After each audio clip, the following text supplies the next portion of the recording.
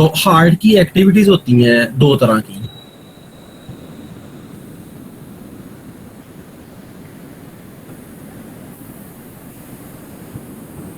Mechanical activity और electrical activity, बल्कि पहले मैं कहूंगा इलेक्ट्रिकल एक्टिविटी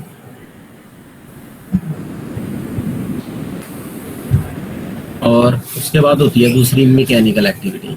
ये ऐसे ही है जैसे जो घरों में जो मोटर लगी हुई है, घरों में जो मोटर लगी हुई है, ठीक है, पानी वाली, उसको जब आप स्विच ऑन करते हैं तो उसको इलेक्ट्रॉनिक करंट मिलती है, वो फिर वर्किंग करती है, मैकेनिकल वर्किंग करती है पानी खींचने के लिए।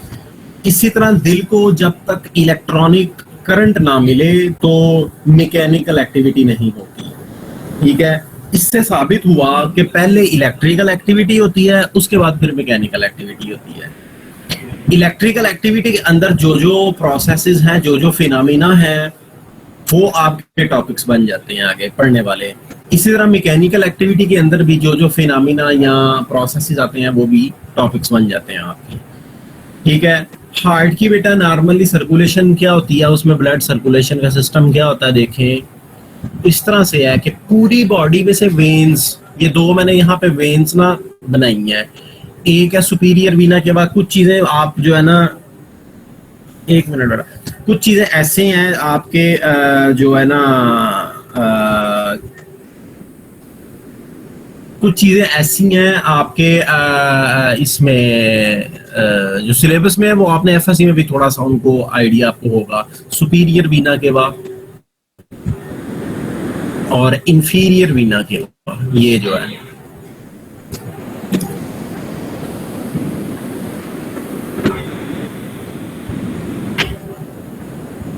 सुपीरियर वीना के बाद जो है ये अपर जो रीजन है ना बॉडी के, अपर रीजन, हेड और अपर लिम्स। हेड रीजन चेहरा, फेस, सर और ये ऊपर वाले बाजू का एरिया सारा, वहां से ब्लड कलेक्ट करके दिल को देती है। और ये ब्लड डेफिनेटली ये होगा डीऑक्सीजनेटेड, डीऑक्सीजनेटेड ब्लड होगा, ये डीऑक्सीजनेटेड। सेम केस जो इंफीरियर वेना के बाद बाकी पूरी बॉडी के लोअर पार्ट्स में से ब्लड लेके देती है राइट एट्रियम को। और दिल का पहला चैम्बर जो बॉडी में से डीऑक्सीजनेटेड ब्लड रिसीव करता है, ठीक है, उसे हम कहते हैं right atrium, right atrium. Right atrium और लेफ्ट, राइट एट्रियम के नीचे फिर चैम्बर होता है, ये साथ नहीं है, उसके नीचे है। ये दिल थोड़ा सा इस तरफ, अच्छा आपको एक और बात बताऊं कि जो हार्ट होता है ना वो हमारे स्टर्नम के बिल्कुल नीचे सेंटर में होता है, लेफ्ट साइड पे नहीं होता। वो गलत कंसेप्ट है कि दिल खब्बे साइड पे होता है, नहीं, खब्बी साइड पे दिल कोई नहीं होता, दिल सेंटर में ही होता है। असल में दिल की ये जो चूंच है ना, ये इसको हम अपेक्स कहते हैं, एपेक्स, ठीक है।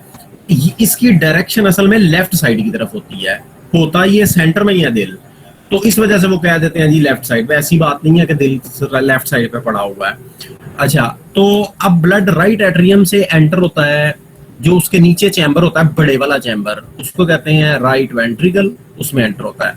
राइट वेंट्रिकल में से वो देखो ये इस नुक्कर में, इस नुक्कर में आप, अगर मैं इसको इन चैम्बर्स को यहाँ पे मैं अगर तकसीम डिवाइड कर लूँ चार हिस्सों में, क्योंकि दिल के 4 चैम्बर्स होते हैं ना, तो मैं इसको अगर यहाँ पे 4 में डिवाइड करूं, ठीक है, एक मिनट, नेक्स्ट पेज पे मैं ले जाता हूँ इसको अगर मैं 4 में डिवाइड करूं, ये शुरू वाली चीजें जरा समझना, फिर आपको आगे वाले आपके जो चैप्टर है ना ईसीजी, कार्डियक साइकिल वगैरह, वो समझ आएंगे, नहीं तो कोई नहीं आएंगे, टकरे मारते रहना बाद में। और फिर इस तरह अभी मैं नाम नहीं लूंगा, ये जो आपकी सीनियर क्लासेस के बच्चे घुसे हुए हैं, फिर ये भी समझने के लिए आप भी इस तरह कहीं से ढूंढोगे चीजें।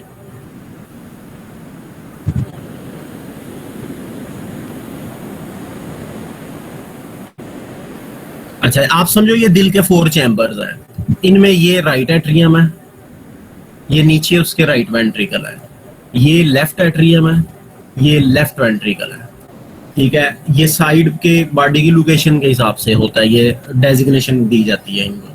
अच्छा, अब ये जो राइट एट्रियम में, इसमें सुपीरियर वीना केवा और इंफीरियर, सुपीरियर वीना केवा और इंफीरियर वीना केवा दोनों ने ब्लड यहाँ पे भेजा, पूरी बॉडी से डीऑक्सीजनेटेड ब्लड इकट्ठा करके।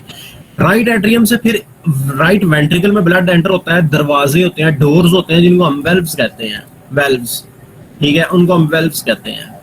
वहां से ब्लड एंटर हुआ राइट एट्रियम में, ठीक है, राइट एट्रियम से राइट वेंट्रिकल में। अब ये जो नुक्कर है ना, यहाँ पे एक ना ट्यूब होती है जो बाहर की तरफ निकल रही होती है दिल में से, ठीक है, बाहर की तरफ से बैक साइड पे, ये दिल के बैक साइड पे निकल के ये देखो नीचे आ रही है, नीचे की तरफ आ रही है। इसे कहते हैं पल्मोनरी ट्रंक। पल्मोनरी आर्टरी भी कहते हैं, पल्मोनरी ट्रंक भी कह सकते हैं आप। ब्लड इसमें चला जाता है, यहां से ब्लड इसमें चला जाता है। इसके भी और इससे देखो राइट वेंट्रिकल और इस पल्मोनरी ट्रंक का जो दरमियान है ना, जहां से ये शुरू हो रही है पल्मोनरी ट्रंक, यहाँ पे एक वेल्व होता है। ये वेल्व जो है ना, ये दरवाजे हैं दिल में मुख्तलिफ जगहों पे, ठीक है, जो ब्लड के फ्लो को कंट्रोल करते हैं। अच्छा, अब ब्लड जब इसमें एंटर होता है पल्मोनरी ट्रंक में बैक साइड से जो के आ रही है, वो आके फिर दो हिस्सों में डिवाइड होती है और किन में जाती है, ये फिर यहाँ पे लंग्स में चली जाती है। लंग्स में एक जो ब्रांच है वो लंग्स में अपना जो लेफ्ट लंग है उसमें चली जाती है, ठीक है, और दूसरी जो है राइट में चली जाती है। अब वहां पे बेटा इनकी होती है ऑक्सीजनेशन। ये ब्लड डीऑक्सीनेटेड था ना सारा आया, ठीक है, तो ये आके लंग्स में इसकी हुई ऑक्सीजनेशन। अच्छा, ऑक्सीजनेशन जो होती है, ये जो वेन्स है ना, ये असल में दोनों, सॉरी, ये जो दोनों आर्टरीज हैं पल्मोनरी ट्रंक की, जो दोनों ब्रांचेस है, ये आगे लंग्स में एंटर, ये असल में आर्टरी है। ये वो एक्सेप्शनल आर्टरी है जिसमें डीऑक्सीजनेटेड ब्लड होता है, अदरवाइज आर्टरीज में ऑक्सीजनेटेड ब्लड होता है। ये एक्सेप्शनल आर्टरी है, ठीक है। अब ये जो आर्टरीज है दोनों, ये जब डिवाइड हुई अंदर आके, तो इनमें जो है ना, ये आर्टरीज जो है ना मजीद डिवाइड होकर कैपिलरीज में बदलती हैं। वहां पे ऑक्सीजन इनमें एंटर होती है ब्लड में, और ब्रोंक्यूल्स के थ्रू, और CO2, ये चीजें आपने पढ़ी गई हैं। वो फिर कैपिलरीज मिल के वेन बनाती हैं। अब ये जो वेन्स बनाती हैं, वो वेन्स फिर यहाँ से जब निकलती हैं ना, लंग्स में से दूसरी साइड पे निकलती हैं बाहर, ठीक है, तो वो दोनों जो है ना वो आती हैं लेफ्ट एट्रियम में। वो दोनों आती हैं फिर लेफ्ट एट्रियम में, ठीक है, दोनों लंग्स में से लेफ्ट। लो जी, अब ऑक्सीजनेटेड ब्लड आ गया कहां पे, लेफ्ट एट्रियम में, ठीक है। और ये दोनों जो है ना, ये जो लेके ऑक्सीजनेटेड ब्लड आई हैं, ये हैं पल्मोनरी वेन्स। ये वो एक्सेप्शनल वेन्स हैं जिनमें ऑक्सीजनेटेड ब्लड होता है, अदरवाइज वेन्स में डीऑक्सीजनेटेड ब्लड होता है। ये एक्सेप्शनल है।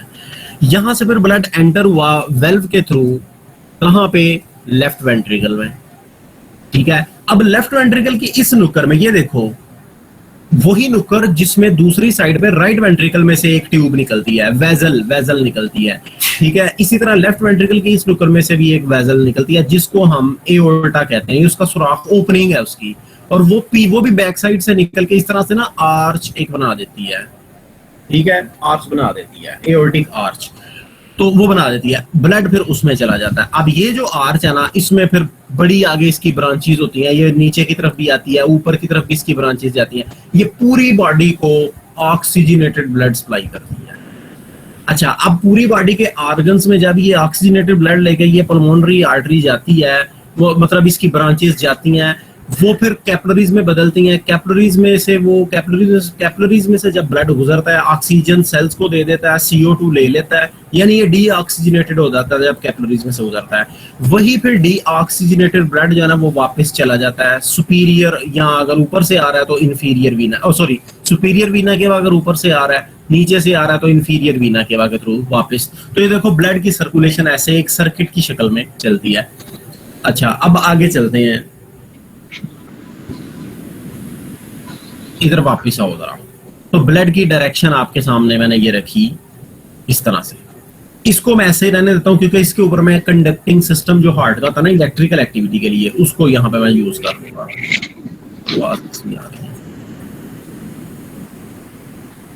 ये स्पीकर किसी का ऑन है, स्पीकर बंद करो। अच्छा जी, अब आ जाओ। ये सिर्फ ये ना तो मैकेनिकल एक्टिविटी थी ना इलेक्ट्रिकल एक्टिविटी, ये जस्ट ब्लड की सर्कुलेशन थी। अब हार्ट का मैंने कहा कि ये मसला यार, तू सुते हो कोई ना, तू मोबाइल छड़ दे थोड़ी देर। माइक ऑन है किसी का? कहीं जा रहा हूं मैं। ये माइक जिसका भी है ना, माइक ऑफ करो। अच्छा, अब चूंकि मैंने कहा कि इलेक्ट्रिकल एक्टिविटी पहले होती है, वो कैसे होती है उसको जरा समझो और देखो। उसमें आपके चैप्टर जो अभी शुरू होने लगे हैं, टॉपिक्स जो आपने पढ़ते हैं, बुक्स में पढ़ते हो, ये आपके पेपर में जो आते हैं। देखिए, हार्ट जो है ना, पहली बात के हार्ट अपनी इलेक्ट्रिकल एक्टिविटी खुद जनरेट करता है। बाकी ऑलमोस्ट पूरी बॉडी में जो जितने भी ऑर्गन्स हैं, उनमें इलेक्ट्रिकल एक्टिविटी ब्रेन से आती है। ब्रेन उनको जो है ना इलेक्ट्रिकल एक्टिविटी प्रोवाइड करता है। हार्ट अपनी इलेक्ट्रिकल एक्टिविटी खुद जनरेट करता है, इसमें कोई शक नहीं है कि हार्ट को भी जो कंट्रोल जो उसकी एक्टिविटी को ना ब्रेन ही करता है, लेकिन ब्रेन सिर्फ जो है ना रेगुलेट उसको करता है, अदरवाइज वो इंडिपेंडेंट होता है इलेक्ट्रिकल एक्टिविटी में, अपनी खुद जनरेट करता है। और हार्ट जो अपनी इलेक्ट्रिकल एक्टिविटी खुद जनरेट करता है, उसके लिए अल्लाह ताला ने इसके अंदर एक ना डिस्क शेप की ना एक ना जो है ना टिश्यूज पैदा किए हुए हैं। टिश्यूज का एक ग्रुप डिस्क की शक्ल में पैदा किया हुआ है, जो कि राइट एट्रियम के यहाँ पे होता है। ये एक डिस्क होती है, मस्कुलर टिश्यू की होती है ये, ठीक है। इसे हम कहते हैं साइनोएट्रियल नोड या एसए नोड, एसए नोड, ठीक है। अच्छा, अब एसए नोड एक ऐसी खुसूसी टिश्यू की टाइप अल्लाह ताला ने बनाई है जो खुद ही इलेक्ट्रिकल एक्टिविटी जनरेट करती है, खुद ही। अब इस एसए नोड से पता क्या होता है, नर्व बंडल्स निकलते हैं, ठीक है। नर्व बंडल्स निकलते हैं, फाइबर्स निकलते हैं, फाइबर्स निकलते हैं, ठीक है। कंडक्टिंग फाइबर्स, जो कि अच्छा मेनली इसमें से 4 निकलते हैं, 4 निकलते हैं। अब ये ब्लड सर्कुलेशन को फिलहाल भूल जाओ, सिर्फ इसको फोकस करो। ये मैं आपको दिखाने लगा हूं conducting system of the heart, कि हार्ट में इलेक्ट्रिकल एक्टिविटी जनरेट कैसे होती है और कंडक्ट कैसे होती है। Conducting system of the heart, ये पेपर में क्वेश्चन आता है, explain conducting system of the heart, उसमें आपने यही चीजें लिखनी है जो बताने लगा हूं मैं। तो एसए नोड होता है सबसे पहला पार्ट। कंडक्टिंग सिस्टम के डिफरेंट पार्ट्स होते हैं, जिनमें पहला है एसए नोड, कंपोनेंट्स हैं इसके, ये पहला कंपोनेंट है एसए नोड। इसमें से 4 धागे फिर आगे निकलते हैं, उनमें से 3 धागे जो है वो राइट एट्रियम में ही रहते हैं, और वो अच्छा वो ना पूरे राइट एट्रियम में फैलते हैं और ब्रांचेस उसमें से निकलती हैं, ताकि हर एक सेल जो है ना वेंट्रिकल मसल का, उस तक इलेक्ट्रिकल इंपल्स पहुंच सके। क्योंकि ये जो धागे निकल रहे हैं, इनका काम ही है कि एसए नोड से इलेक्ट्रिकल एक्टिविटी को रिसीव करना और ये सेल्स को सप्लाई करना। अब इसमें से जो 4th जो फाइबर होता है ना, वो क्या करता है, ये जो दोनों एट्रिया के दरमियान में दीवार है ना, उसको क्रॉस करके लेफ्ट एट्रियम में आके वहां पे ब्रांचेस बना देता है। ऐसा क्यों है? यही फाइबर्स यहां तक क्यों नहीं इलेक्ट्रिकल एक्टिविटी दे सकते बेटा? उसकी वजह ये है कि दोनों एट्रिया के दरमियान में जो ये दीवार है ना, ये वाली, ठीक है, इसे हम कहते हैं इंट्रा एट्रियम या सॉरी इंट्रा एट्रियल सेप्टम। ये जो इंट्रा एट्रियल सेप्टम है ना, ये दोनों के दरमियान दीवार है, ये कंडक्टिंग नहीं होती, ये नॉन कंडक्टिंग होती है, इंसुलेटिंग होती है, इंसुलेटिंग होती है। ये इलेक्ट्रिकल एक्टिविटी को कंडक्ट नहीं कर सकती, ठीक है। इसलिए इसमें से एक फाइबर को दूसरी तरफ अल्लाह ताला ने भेजा, चलो तुम उसको तुम सप्लाई दो, ठीक है, लेफ्ट एट्रियम को। बहरहाल अच्छा, ये जो फाइबर्स है ना, ये सप्लाई देते हैं, देते देते ये ब्रांचेस बनाते बनाते वापिस इकट्ठे होते होते जो है ना, ये दोबारा एक जगह पे एक पॉइंट पे इकट्ठे होते हैं। वो पॉइंट कहाँ पे होता है? वो एट्रिया और जो वेंट्रिकल्स के राइट एट्रियम और राइट वेंट्रिकल के जो दरमियानी ये पॉइंट है ना, यहाँ पे ये एक और डिस्क होती है। जिस तरह ये डिस्क है, यहाँ पे भी एक डिस्क होती है, ठीक है। ये इसमें इकट्ठे हो जाते हैं वापस, वो तो खैर उधर चला गया, तो वो फिर इसमें जो है ना इकट्ठे हो जाते हैं। यार वो मुसलसल हिल गया हो गई, मैंने लैपटॉप खराब कर देना है।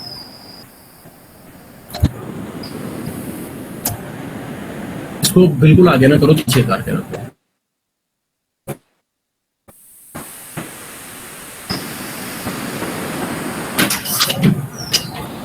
पानी भी दो मुझे। अच्छा, ये इस तरह की एक और डिस्क होती है जो एट्रिया और वेंट्रिकल के जंक्शन नहीं होता, जो जॉइनिंग पॉइंट, यानी जहाँ पे एट्रिया खत्म हो रहा है और वेंट्रिकल शुरू है, वहां पे होती है कोर डिस्क। ठीक है, इस डिस्क को चूंकि ये एट्रिया और वेंट्रिकल के जॉइनिंग पॉइंट पे है, इसको हम कहते हैं एट्रियो वेंट्रिकुलर नोड। ये ऊपर वाला था साइनो एट्रियल नोड, इसको कहते हैं एवी नोड या एट्रियो वेंट्रिकुलर नोड। ये क्वेश्चन है पेपर का, आपको आ सकता है ये जो मैं पढ़ा रहा हूं, atrio ventricular node, AV node. ये उनका मसला हो रहा है। हाँ जी सर, वॉइस में प्रॉब्लम आ रही है, सही आवाज नहीं बेटा, वो आपके अकेले का मसला होगा, बाकियों को नहीं आ रहा मसला।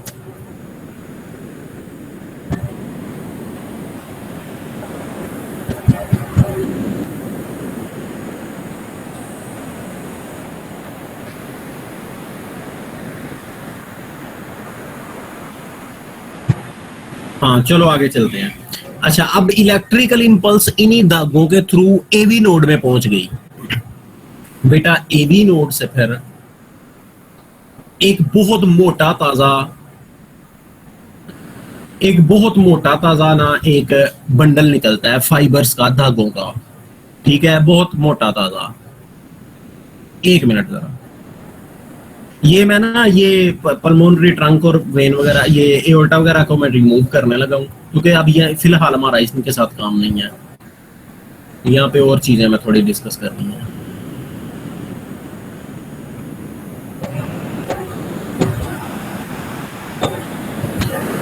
क्वेश्चन है सर, एनाटॉमी कंडक्टिंग सिस्टम भी सेम है? हाँ जी, अगर उसमें क्वेश्चन ये आपको आता है तो आपने यही लिखना है, उसमें भी आपने यही लिखना है। अच्छा, तो ये देखें, अब ये जो एवी नोड है, इसमें से एक मोटा सा बंडल निकलता है फाइबर्स का। ठीक है, ये देखो,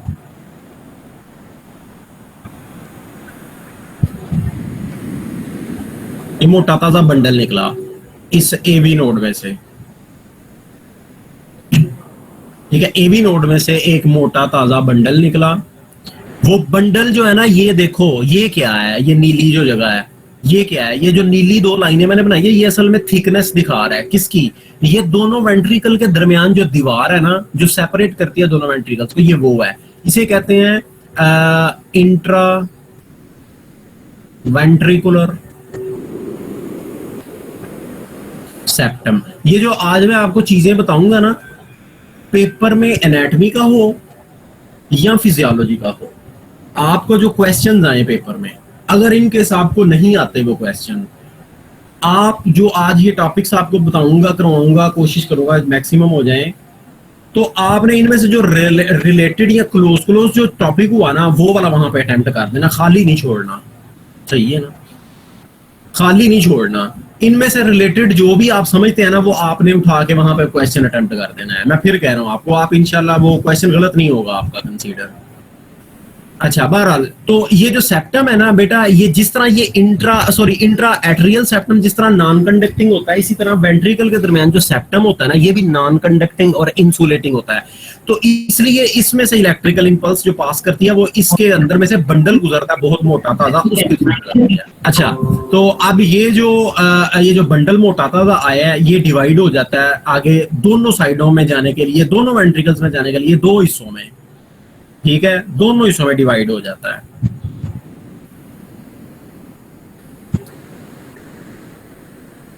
ठीक है, जो लेफ्ट वेंट्रिकल की तरफ ब्रांच निकल के जाती है, उसको कहते हैं लेफ्ट बंडल ब्रांच,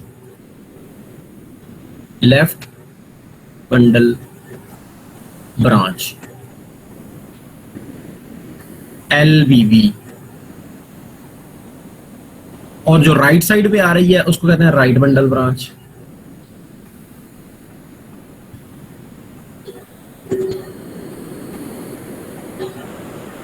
ठीक है, अच्छा, अब ये जो दोनों ब्रांचेस RBB से कहते हैं, अब ये जो दोनों ब्रांचेस है ना, ये दोनों मेजर जो ब्रांचेस है, ये आगे डिवाइड होती हैं छोटी छोटी ब्रांचेस में। ये क्यों होती हैं? ताकि वेंट्रिकल के हर सेल को सप्लाई मिले, किसकी, इलेक्ट्रिकल इंपल्स पहुंच सके, हर वेंट्रिकल सेल तक पहुंच सके। क्या? जो इलेक्ट्रिकल इंपल्स SA नोड ने भेजी है। ठीक हो गया? ये जो फर्दर ब्रांचिंग सिस्टम ये आप देख रहे हो ना जो मैंने बनाया है हर वेंट्रिकल सेल को सप्लाई देने के लिए, इसको कहा जाता है His Purkinje system. His Purkinje, PUR, His Purkinje system. ठीक है, और ये जो मोटापा सा बंडल गुजर के जा रहा है ना सेप्टम में से, इसे कहा जाता है bundle of his. Bundle of his. ठीक है, तो इस तरह वो इलेक्ट्रिकल इंपल्स जो एसए नोड से शुरू हुई थी पूरे दिल को पहुंच गई। ठीक है, अब बेटा इस इलेक्ट्रिकल इंपल्स जब मिलने के बाद जो रिस्पॉन्स देंगे ना वेंट्रिकुलर मसल्स या एट्रियल मसल्स, वो होती है मैकेनिकल एक्टिविटी, यानी कॉन्ट्रैक्शन एंड रिलैक्सेशन। ये फिर इसको फॉलो करती है। कार्डियक इंपल्स जो होती है ना, ये जो जनरेट होती है और ट्रेवल करके वेंट्रिकल को एक्साइट करती है, एट्रिया को भी एक्साइट करती है, इस दौरान ये होती क्यों है? ये आयंस की मूवमेंट की वजह से होती है। आयंस की मूवमेंट की वजह से, आयंस की मूवमेंट की वजह से, जिसमें सोडियम इन्वॉल्व है, कैल्शियम इन्वॉल्व है, क्लोराइड आयन भी इन्वॉल्व है, पोटेशियम आयन इन्वॉल्व है। ये इनकी सेल मेम्ब्रेन्स के अंदर बाहर मूवमेंट जो है ना, उसकी वजह से ही होती है। बहरहाल वो चूंकि सर ने नहीं करवाई तो हम भी वो स्किप कर रहे हैं। अब ये जो इलेक्ट्रिकल एक्टिविटी दिल की होती है, इसको रिकॉर्ड भी किया जा सकता है। पता है आपको, हम हॉस्पिटल्स में इसको रिकॉर्ड भी कर सकते हैं। Electrical activity of the heart को जो रिकॉर्डिंग जो की जाती है उसे कहा जाता है ECG, इलेक्ट्रोकार्डियोग्राफी। वो मैं आपको पहले पढ़ाता हूं। अच्छा जी, आगे चलते हैं। ECG,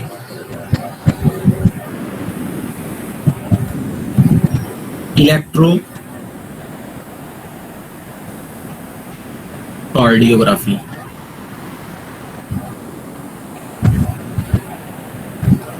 electrocardiography. अच्छा, इलेक्ट्रोकार्डियोग्राफी में देखें ये क्या है। It is the recording of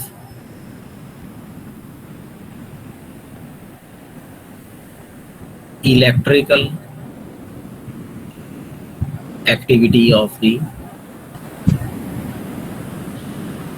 heart, इसे कहते हैं ECG। ये एक प्रोसीजर है, एक प्रोसेस है, एक फिनोमिना है, एक जो आप इसे कह सकते हैं एक डायग्नोस्टिक टेस्ट है जो हॉस्पिटल्स में किया जाता है। अच्छा, अब ECG की जो रिकॉर्डिंग होती है और एक नॉर्मल ECG की जो रिकॉर्डिंग की शक्ल होती है, ग्राफ की शक्ल में होती है। ग्राफिकल शेप होती है उसकी। ठीक है, ग्राफिकल शेप होती है। वो कैसी होती है वो गौर से समझना, और वो गलतियां ना करना, वो गलत कर देते हैं बच्चे। वाइवे में मैंने वाइवे में सप्लियां लगते देखी हैं PU में, ECG गलत बनाने की वजह से। हकीकत में मैंने सप्लियां लगती देखी हैं कि सिर्फ ECG में एक दो उन्होंने कोई गड़बड़ की है एक आधी डायग्राम बनाने में। वो वाइवे में पूछते हैं ECG बना के दिखाओ, नॉर्मल ECG कैसी होती है। उसमें वो बच्चे ने थोड़ी सी भी गलती की, सप्ली लग जाती है। सर अगर बैठे हो ना तो वो ECG गलत शेप बनाओ तो वो सप्ली लग पकी है, आप समझ लो। तो ये जरा ख्याल रखना इस बात का। अच्छा, अब इसमें देखें जो नॉर्मल ECG की बात करता हूँ।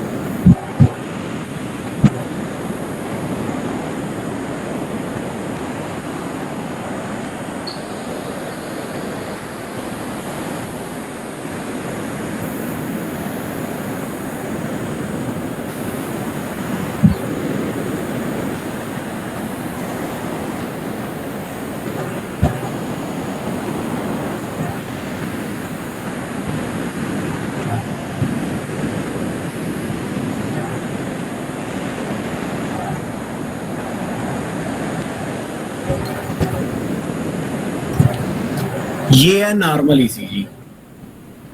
इसमें ब्लेंडर पता क्या बच्चे करते हैं, वो जरा सुनो।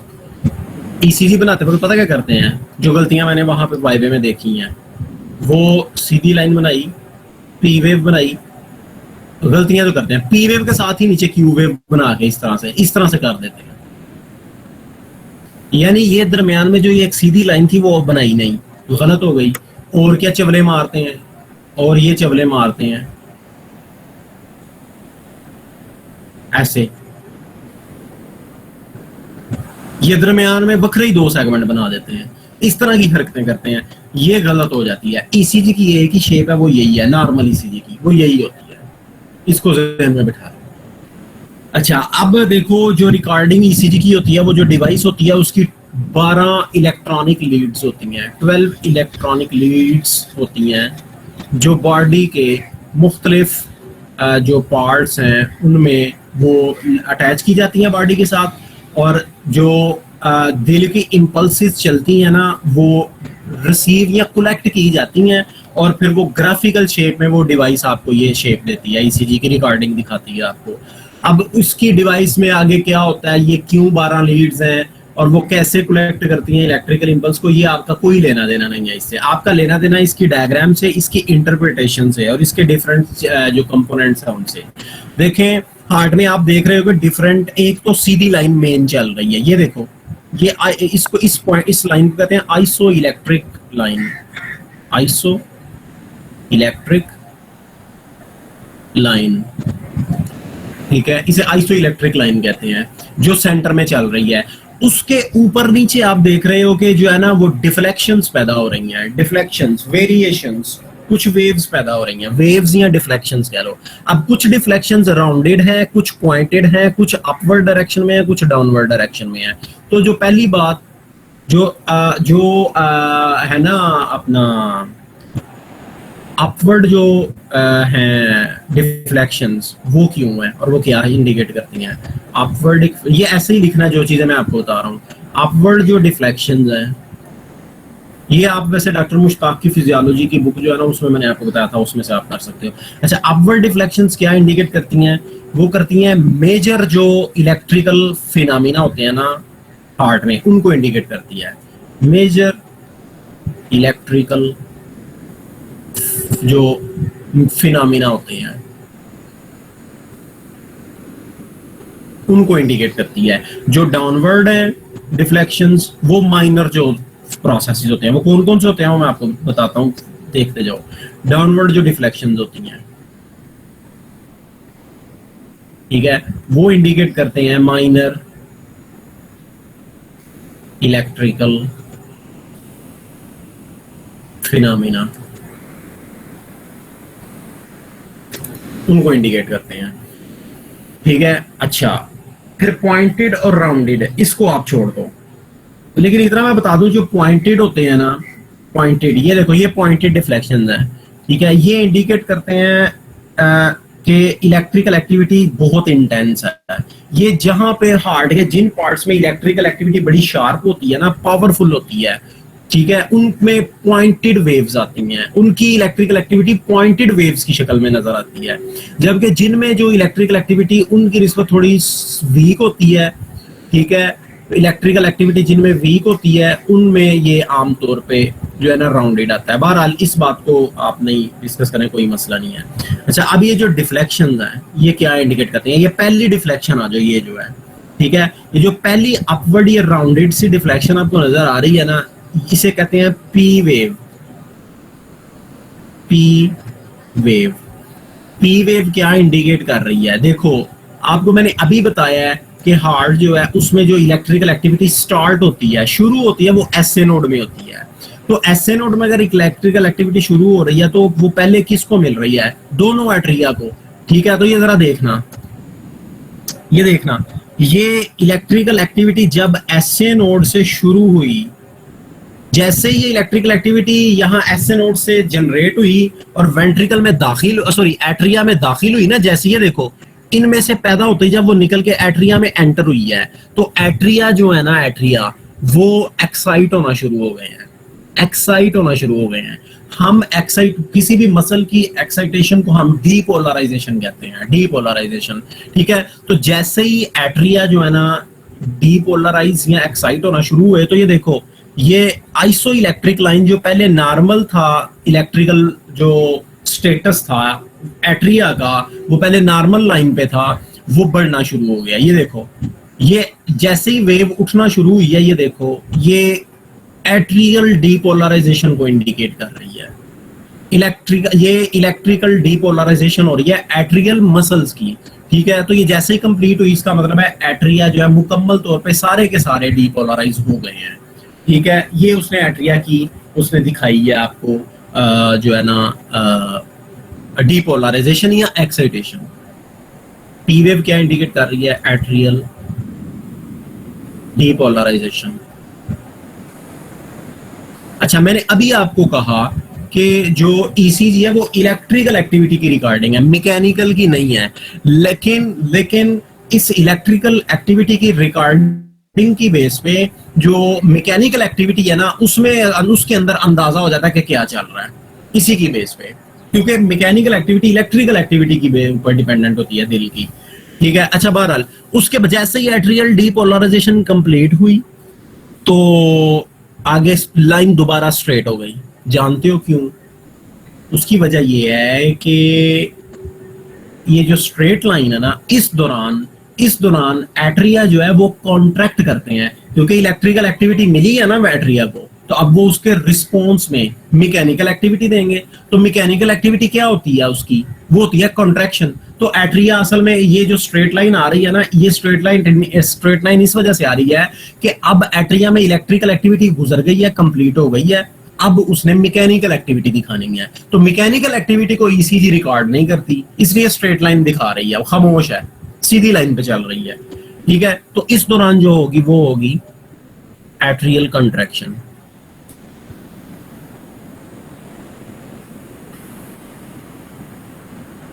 ठीक है, अच्छा उसके बाद नेक्स्ट आ जाओ, ये आ गया। फिर ये आप गौर करो तो ये तीन वेव्स इकट्ठी हैं, एक छोटी फिर बड़ी फिर एक छोटी। ये जो दूसरे वाली छोटी है ये पहले वाली छोटी से थोड़ी सी बड़ी होती है, लंबी होती है, ये इसलिए मैंने थोड़ा नीचे दिखाई है। अच्छा, अब ये जो तीन इकट्ठी वेव्स है ना, इनमें से जो पहली है ना छोटे वाली, इसको कहते हैं क्यू वेव। ये जो बड़े वाली है इसको आर वेव, और जो नेक्स्ट छोटे वाली है इसको एस वेव। तीनों को इकट्ठा क्यूआरएस कॉम्प्लेक्स कहा जाता है। ये इकट्ठी होती है जब भी होती है, क्यूआरएस कॉम्प्लेक्स कहा जाता है इनको, क्यूआरएस कॉम्प्लेक्स। ठीक है, अच्छा अब ये जो क्यूआरएस कॉम्प्लेक्स है ये क्या इंडिकेट करता है? इसमें देखो तीन चीजें हैं, तीन वेव्स हैं।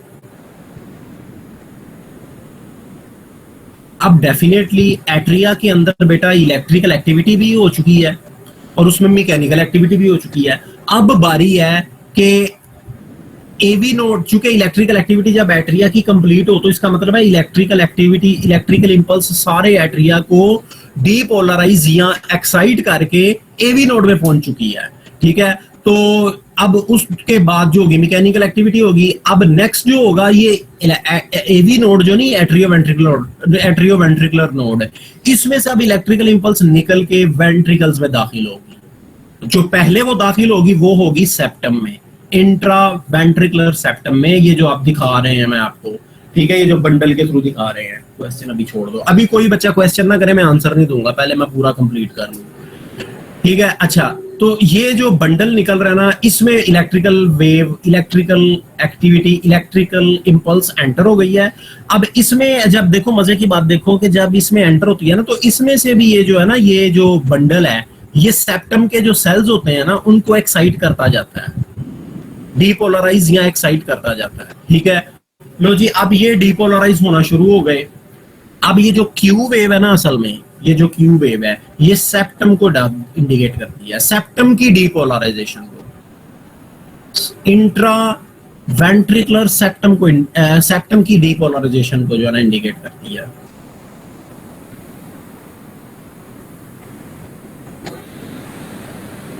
ठीक हो गया। अच्छा, जो आर वेव है देख रहे हो ना कितनी बड़ी है, सबसे बड़ी वेव आर वेव होती है। तो आर वेव पता क्या इंडिकेट करती है? आर वेव इंडिकेट करती है पूरे वेंट्रिकुलर जो मसल्स होते हैं ना, पूरा वेंट्रिकुलर मस्कुलेचर, ये देखो ये सारा, इसकी डीपोलराइजेशन को चूंकि सबसे बड़ा हार्ट का पार्ट है तो इसकी डीपोलराइजेशन भी सबसे हैवी होगी, इसलिए सबसे बड़ी वेव भी यही होती है। ठीक है, तो एयर वेव इंडिकेट करती है depolarization of ventricles, whole ventricles.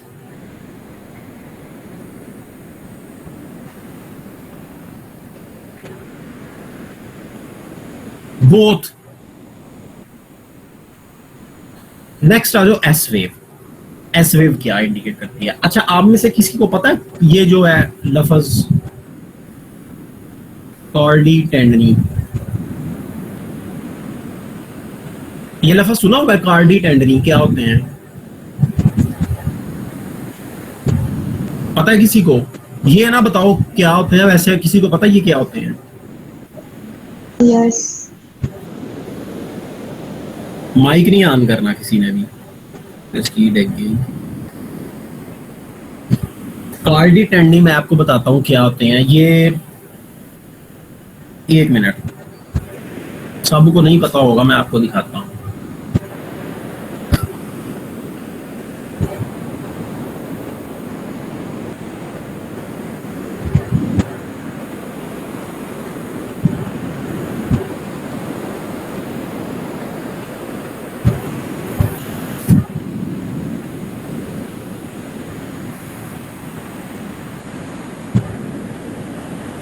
ये मैं व्हाट्सएप ग्रुप में जरा एक डायग्राम भेज रहा हूँ, उसको देखो।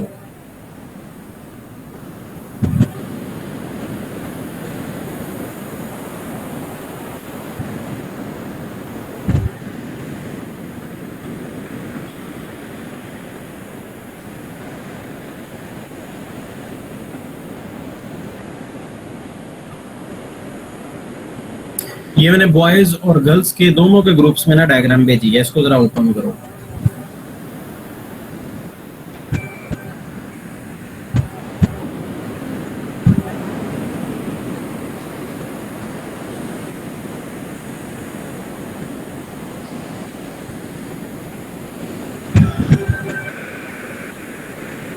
इसमें देखो, ये जो ऊपर आप देख रहे हैं जहां पे लिखा हुआ है लेफ्ट एट्रियम, लेफ्ट एट्रियम नीचे लेफ्ट वेंट्रिकल, फिर एक साइड पे लिखा हुआ है मिट्रल वेल्व। ये वेल्व का नाम है जो जो है ना आपका लेफ्ट एट्रियम और लेफ्ट वेंट्रिकल, उसके जो है ना दरमियान में जो वेल्व होता है, जो दरवाजा होता है।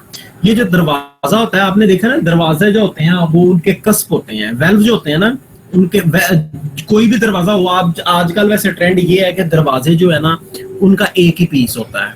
पुराने दौर में 2 पीस वाले दरवाजे हुआ करते थे।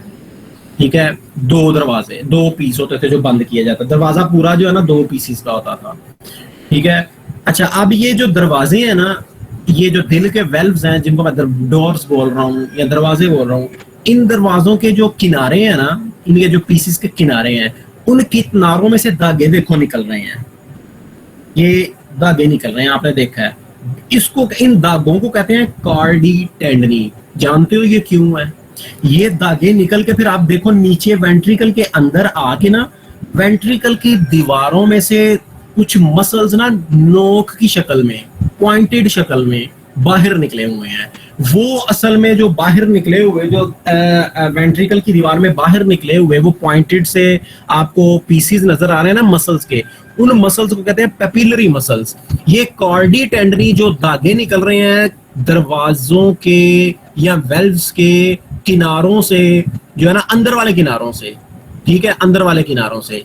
तो ये अब मैं आपको यहाँ भी कोशिश करता हूँ डायग्राम में भी, ये देखें, अगर ये एक वेल्व है मिसाल के तौर पे, ये देखो ये एट्रिया और वेंट्रिकल के दरमियान में सुराख है, यहाँ पे वेल्व्स हैं मिसाल के तौर पे। ठीक है, वेल्व्स हैं।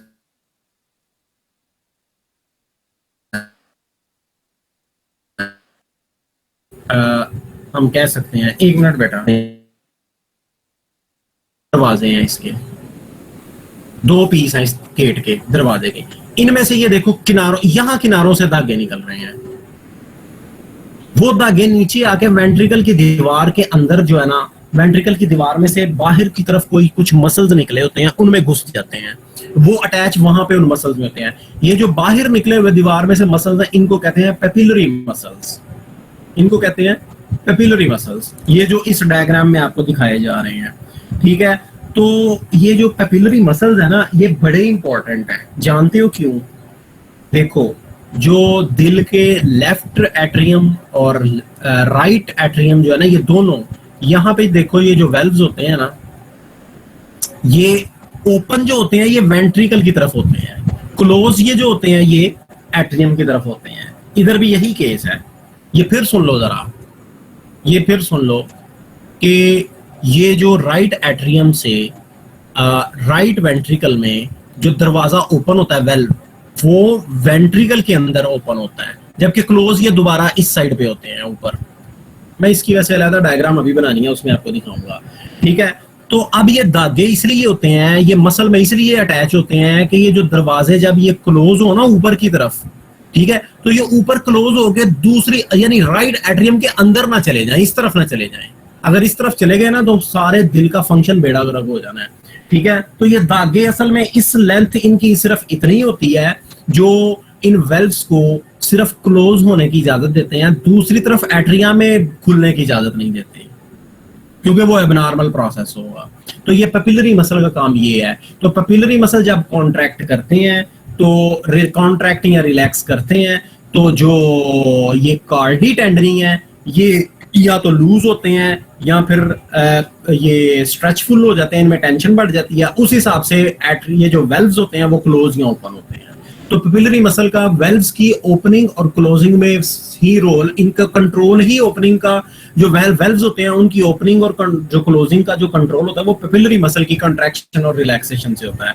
अब पेपिलरी मसल की कंट्रैक्शन या रिलैक्सेशन डिपेंड करती है उनकी इलेक्ट्रिकल एक्टिविटी पे।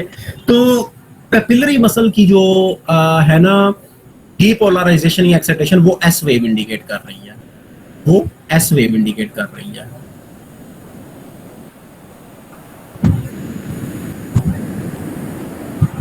Depolarization of papillary muscles. तो कुछ लोग कहते हैं कि ये डीपोलराइजेशन जो है ना ऑफ पेपिलरी मसल्स है, और कुछ लोग जो है ना वो कहते हैं कि ये जो है ना डीपोलराइजेशन ऑफ पर्किंज फाइबर्स है, और डीपोलराइजेशन ऑफ, मैंने ये कंफर्म करना था, डीपोलराइजेशन ऑफ पर्किंज फाइबर्स या हिज पर्किंज सिस्टम, हिज पर्किंज सिस्टम, ठीक है। आप ये दूसरे कंसेप्ट के साथ जाएं, डीपोलराइजेशन ऑफ हिज पर्किंज सिस्टम, ठीक है, ये इसको इंडिकेट करती है। तो अब ये आपके सामने क्यूआरएस कॉम्प्लेक्स का टोटल है। क्यूआरएस कॉम्प्लेक्स ओवरऑल अगर दिखाएं तो हम कहेंगे जी वेंट्रिकुलर डीपोलराइजेशन, उसमें सारा कुछ आ जाता है। फिर ये तीनों चीजें, वेंट्रिकुलर डीपोलराइजेशन, ठीक हो गया। तो नेक्स्ट आ जाएं, अब देखो फिर स्ट्रेट लाइन आ गई है। अब वेंट्रिकल की कंप्लीट डीपोलराइजेशन हो गई क्यूआरएस कॉम्प्लेक्स में, ठीक है। तो अब जो लाइन स्ट्रेट आई है, अब इस दौरान चूंकि स्ट्रेट लाइन है ये, अब इसका मतलब है इलेक्ट्रिकल एक्टिविटी अब कोई नहीं हो रही दिल में, जो हुई थी अब उसके रिस्पॉन्स मिल रहा है। वो रिस्पॉन्स किस केस में, किस शक्ल में मिल रहा है? वो मिल रहा है वेंट्रिकुलर डीपोलराइजेशन में, वेंट्रिकुलर डीपोलराइजेशन, यानी ये सीधी लाइन में के दौरान वेंट्रिकुलर कॉन्ट्रैक्शन हो रही है।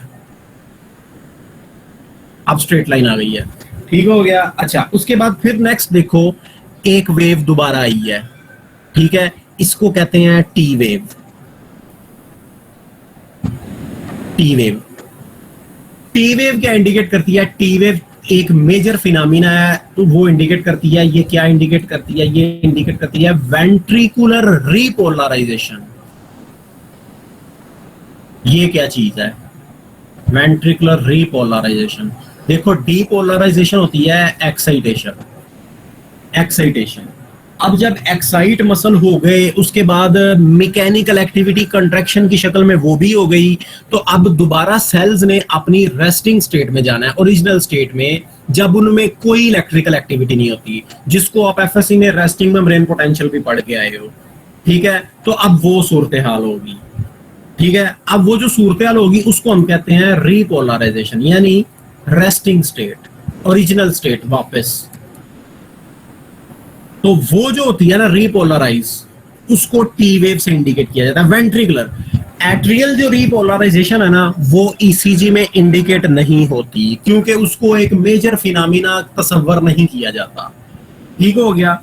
इसमें मैं फिर बता रहा हूँ, ईसीजी में सिर्फ वही इलेक्ट्रिकल इवेंट्स आते हैं जो मेजर होते हैं, ये किसी हद तक थोड़े माइनर से, बहुत ज्यादा कम जो इंपॉर्टेंट है वो बिल्कुल भी नहीं आते। ठीक है, तो टी वेव इंडिकेट करती है पूरे के पूरे वेंट्रिकल की रीपोलराइजेशन। उसमें सेप्टम भी है, उसमें पर्किन सिस्टम भी है, कैपिलरी मसल्स भी हैं, वेंट्रिकल के पूरे मसल्स हैं, सारा कुछ है उसमें, अलग-अलग से इसमें इंडिकेट होता। फिर आ जाओ लास्ट पे छोटी सबसे वेव, उसे हम कहते हैं यू वेव। अब ये जो यू वेव है ना, ये आमतौर पे नजर नहीं आती अक्सर ईसीजी में, ठीक है, लेकिन ये असल में अलहदा से समटाइम्स इंडिकेट हो जाती है, जो इंडिकेट करती है पेपिलरी मसल की रीपोलराइजेशन। पेपिलरी मसल रीपोलराइजेशन, ये अलहदा से समटाइम्स, हर दफा नहीं, रीपोलराइजेशन। ठीक है, ये वेव्स हैं आपके सामने जो आपको इंडिकेट हो रही हैं। तो अब आगे चलते हैं, अभी कंप्लीट नहीं हुआ, ये मैं पूरा कर लूं फिर आप जुबान चलाना सारे।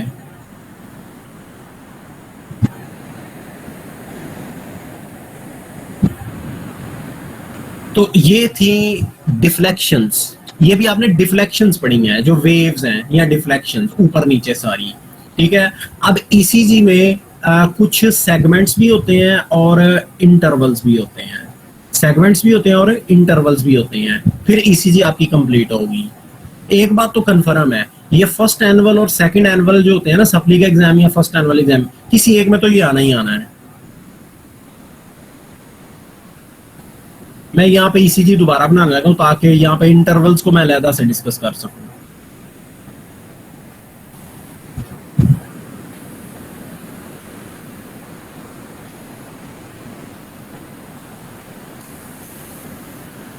अगर जिसको जल्दी है, कोई काम है, तो वो चला जाए।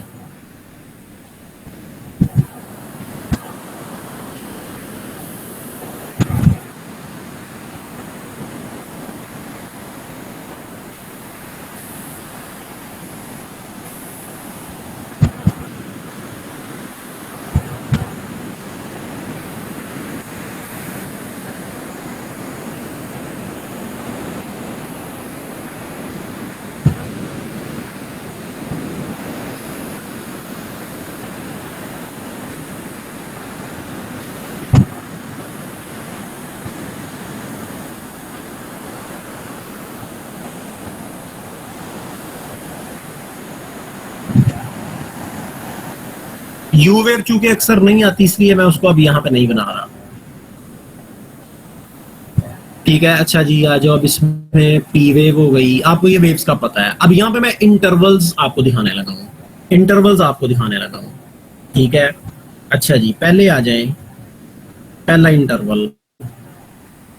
इंटरवल क्या है? इंटरवल का मतलब है टाइम का दौरानिया। ईसीजी के अंदर, ईसीजी में जो टाइम के वक्त के दौरानिये जाहिर होते हैं कौन से हैं, ठीक है, वो सुने।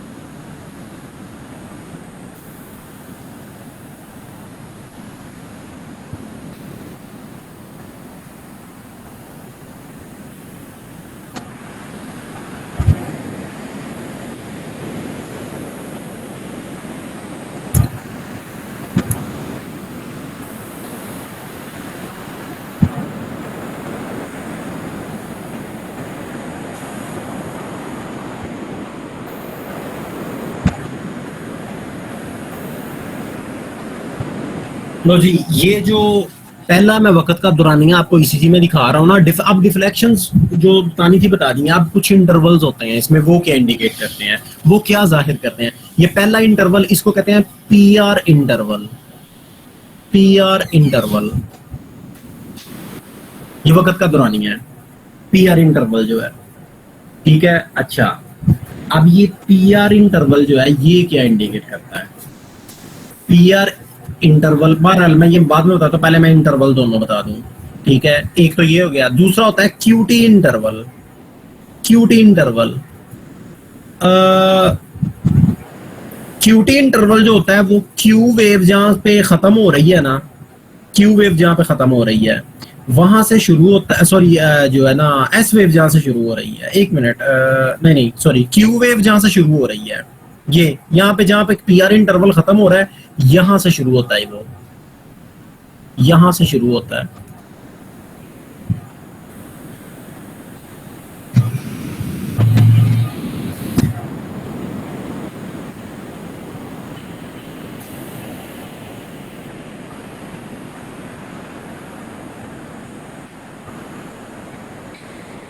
जो है क्यूटी इंटरवल क्या है? क्यूटी इंटरवल शुरू होता है क्यू वेव जहां से स्टार्ट हो रही है ना, मतलब जहां पे पीआर इंटरवल खत्म हो रहा है वहां से साथ ही वो स्टार्ट हो जाता है, और जहां पे टी वेव कंप्लीट होती है ना वहां पे जाके खत्म होता है। इसे कहते हैं क्यूटी इंटरवल।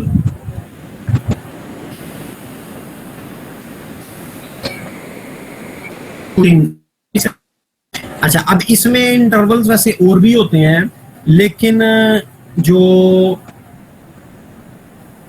मेन है ना वो यही है जो दो आपको बताए हैं, पीआर इंटरवल और क्यूटी इंटरवल, ठीक है। इसमें और कोई इंटरवल तो नहीं है, नहीं यही है।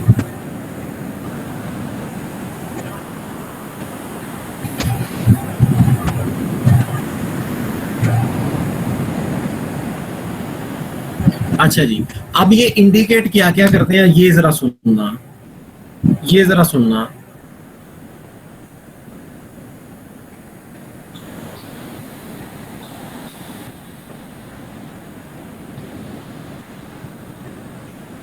अच्छा, क्यूटी इंटरवल तो सीधा सीधा दो फिनोमिना को, चलो तो अब क्यूटी इंटरवल बेटा क्या इंडिकेट कर रहा है? आपने देखा ना क्यूटी इंटरवल पूरा जो वक्त का ये जो दौरानिया है, इसमें ये देखो क्यूआरएस कम्प्लेक्स भी है और टी कम्प्लेक्स भी है, यानी टी वेव भी है, ठीक है। यानी कि ये वो वक्त का दौरानिया है जिसमें जो है ना वेंट्रिकुलर, जो वेंट्रिकल्स है सारे के सारे टोटली डीपोलराइज भी हुए हैं और रीपोलराइज भी हुए हैं, तो ये पूरे वेंट्रिकल के अंदर पूरी इलेक्ट्रिकल एक्टिविटी को इंडिकेट कर रहा है, ठीक है।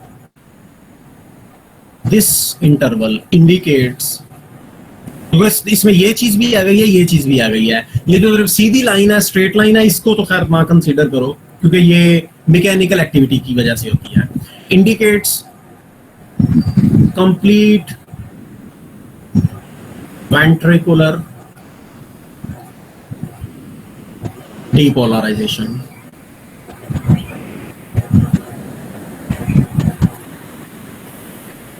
Sorry, depolarization and complete ventricular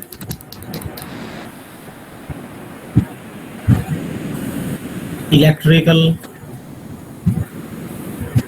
activity, जिसमें दोनों आ जाती हैं, depolarization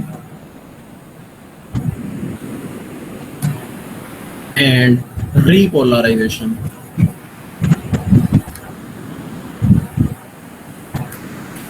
दूसरा पीआर इंटरवल, ये क्या इंडिकेट करता है?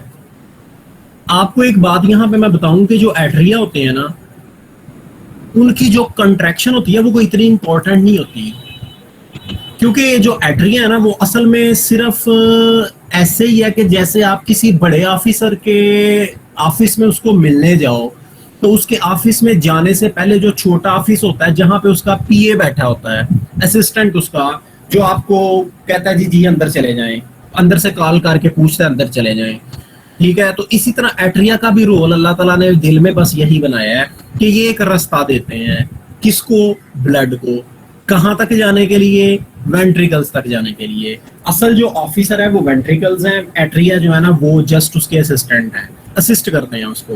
तो एट्रियल जो फिनोमिना होते हैं वो इतने सिग्निफिकेंट नहीं होते, इसलिए उसकी वेव भी छोटी आई है, इवन उसकी रीपोलराइजेशन की वेव ही इंडिकेट नहीं होती इसमें। क्योंकि इंपॉर्टेंट नहीं है वो। तो पीआर इंटरवल पता क्या इंडिकेट करता है, ये देखो पीआर इंटरवल इंडिकेट करता है जिसमें एट्रिया डीपोलराइज हुए। अब एट्रिया से जो ट्रांसफर होगी, देखो पीआर इंटरवल जहां पे खत्म हो रहा है उसके फौरन बाद वेंट्रिकुलर की डीपोलराइजेशन स्टार्ट हो रही है। तो ये इंटरवल इंडिकेट करता है the time for the transfer of या time between the atrial depolarization and ventricular depolarization, time between atrial depolarization, इसको मैं एक्सप्लेन करता हूं, बिटवीन एट्रियल डीपोलराइजेशन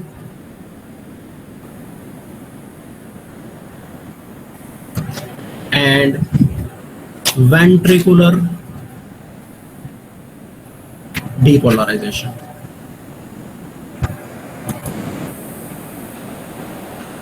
के एट्रिया, देखो ये क्या है, ये वक्त का वो दौरानिया है जो कब शुरू होता है, जब एट्रिया डीपोलराइज हो जाए, उनकी कंप्लीट हो जाए डीपोलराइजेशन, और उसके बाद जब आपको ये भी पता होना चाहिए कि पहले एट्रिया डीपोलराइज होते हैं फिर वेंट्रिकल होते हैं, क्योंकि इंपल्स की डायरेक्शन ही वो है ना, समझ आई बात की। तो अच्छा एक और मजे की बात, ये जब एट्रिया डीपोलराइज हो जाते हैं तो अभी वेंट्रिकल डीपोलराइज नहीं हुए होते, और जब इलेक्ट्रिकल इंपल्स एट्रिया में से निकल के वेंट्रिकल में जाके उनको डीपोलराइज कर रही होती है ना, तो पीछे से एट्रिया जो है वो रीपोलराइज कर रहे होते हैं। ये एट अ टाइम दोनों डीपोलराइज या रीपोलराइज नहीं करते। तो अब ये समझ जाओ कि एट्रियल डीपोलराइजेशन कंप्लीट होने के फौरन बाद जब वेंट्रिकल्स ने डीपोलराइज होना शुरू होना होता है ना, वो जो दरमियानी वक्त का दुरानिया ना, उसे कहते हैं पीआर इंटरवल। ठीक है, आपको एक बात बताऊं, ये मिली सेकेंड्स में होता है, ये बहुत कम, ये सेकंड्स के भी 1000वें हिस्सों में होता है, बहुत तेजी से सारा कुछ होता है। ये मिली सेकंड्स का काम है बेटा, आपका दिल बीट कर रहा है, आपको पता होना चाहिए कि ये तो मिली सेकंड्स की गेम है सारी। ठीक है, तो एट्रियल डीपोलराइजेशन कंप्लीट होने के बाद, फिनिश होने के बाद, वेंट्रिकल की डीपोलराइजेशन स्टार्ट होने से पहले ये जो दरमियान में वक्त का दौरानिया है ना, इसे कहते हैं जो है ना अपना पीआर इंटरवल से ये इंडिकेट होता है। तो ये दिल के इंटरवल्स हो गए, दिल के इंटरवल्स हो गए। ठीक है, अच्छा उसके बाद आ जाएं सेगमेंट्स। पहले इनको मैं इंडिकेट कर दूं कि intervals in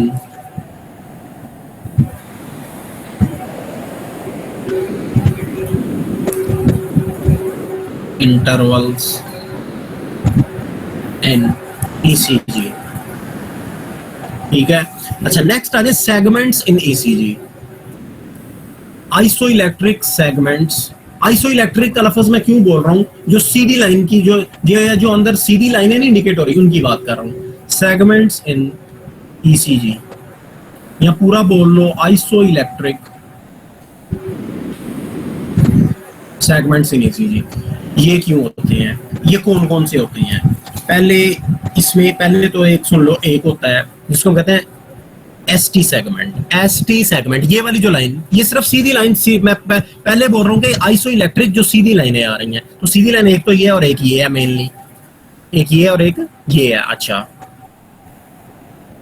उनको इंडिकेट कर लेते हैं। ये देखो,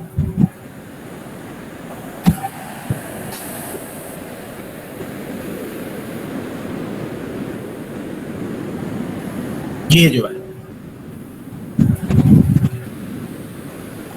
ये जो है, ठीक है, ये वाला सेगमेंट, इसे कहते हैं ST सेगमेंट। ST सेगमेंट ये क्या इंडिकेट करता है बेटा? ST सेगमेंट वैसे तो जो है वो उस दौरान जो है ना मैकेनिकल कॉन्ट्रैक्शन होती है वेंट्रिकल्स की, लेकिन चूंकि हम यहाँ पे रिकॉर्डिंग जो ये देख रहे हैं ये इलेक्ट्रिकल एक्टिविटी की देख रहे हैं। ठीक है, तो ये असल में ST सेगमेंट जो है ना, ये वक्त का वो वक्फा है या दौरानिया है, ठीक है, जिस दौरान क्या होता है कि जो इंडिकेट करता है वेंट्रिकल की डीपोलराइजेशन और रीपोलराइजेशन का दरमियानी वक्फा। ये देखो ST सेगमेंट, ये किसके दरमियान में है? QRS कॉम्प्लेक्स के और T वेव के। ठीक है, तो इनके दरमियान टी वेव क्या है, वेंट्रिकल की रिपोलराइजेशन, क्यूआरएस कॉम्प्लेक्स क्या है, वो वेंट्रिकल की डीपोलराइजेशन। तो इनके दरमियान जो वक्त का वक्फा है ना दौरानिया है, उसे एसटी सेगमेंट से इंडिकेट किया जाता है। तो टाइम बिटवीन ventricular depolarization, मेरा रिकॉर्डिंग कर रहे हैं, एंड repolarization।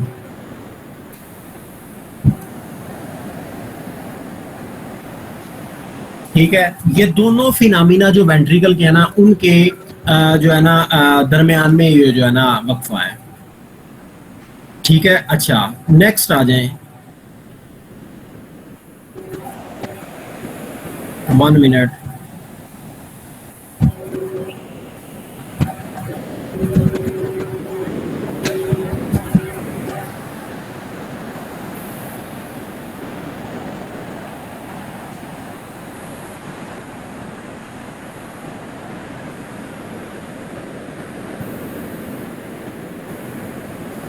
नेक्स्ट आ जाओ, पीआर सेगमेंट जो है ईसीजी का, पीआर सेगमेंट, ये पहले वाला छोटे वाला पीआर सेगमेंट, ये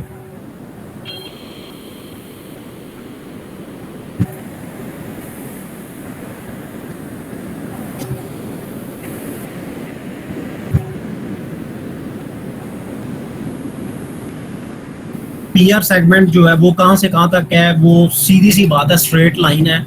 जो पी वेव जहां पे कंप्लीट हो रही है वहां से खतरा शुरू होता है, और जो क्यू वेव ये जरा ज़हन में रखना, ये खत्म तो हो रहा है जहां पे क्यू वेव शुरू हो रही है, लेकिन इसको कहा जाता है PR segment, PR segment, PR segment. ठीक है, पीआर सेगमेंट।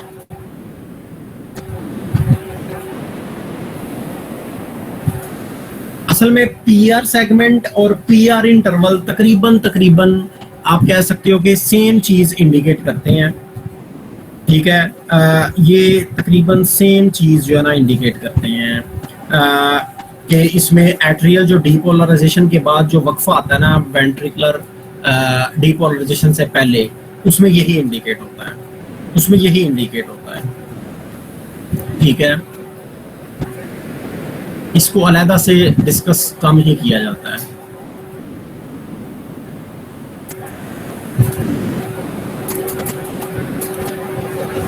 इसको रीपोलराइजेशन ना कह देना एट्रिया की।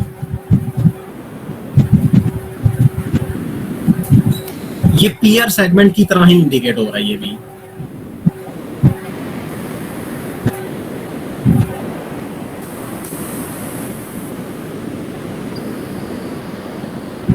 Atrial and ventricular depolarization।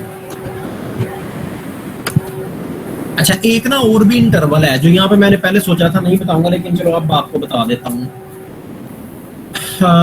वो क्या है, वो है आर इंटरवल, आर इंटरवल। ठीक है, आर इंटरवल असल में ना पूरे दिल के एक पूरे जो इलेक्ट्रिकल एक्टिविटी होती है ना जिसमें सारा कुछ आ जाता है, यानी atrial depolarization, atrial repolarization, ventricular जो डीपोलराइजेशन, और जो है ना वेंट्रिकुलर रिपोलराइजेशन। ठीक है, ये सारा जो है ना आ जाता है, ये सारा आ जाता है। यानी कोई भी दो सक्सेसिव जो वेव्स होती है ना, ठीक है, उनका दरमियानी वक्फा। ये देखना जरा, ये एक ही सीजी की आपको लीड है, ये ना एक इलेक्ट्रिकल एक्टिविटी दिल की। ठीक है, इसी तरह 1 मिनट में ये 72 टाइम्स इस तरह की एक्टिविटीज आती हैं, क्योंकि 1 मिनट में आमतौर पे एवरेज अगर देखा जाए तो दिल में जो है ना 72 इम्पल्सेस पैदा होती हैं, मतलब 72 तरफ की टाइम्स ना इस तरह की इलेक्ट्रिकल शेप्स आएंगी आपके पास। ठीक है, तो अब मिसाल के तौर पे ये एक आपने देखी, अब कंसेक्टिव एक और इस तरह की जब आएगी मिसाल के तौर पे, ठीक है, वो मैं यहाँ बना के दिखा देता हूँ आपको।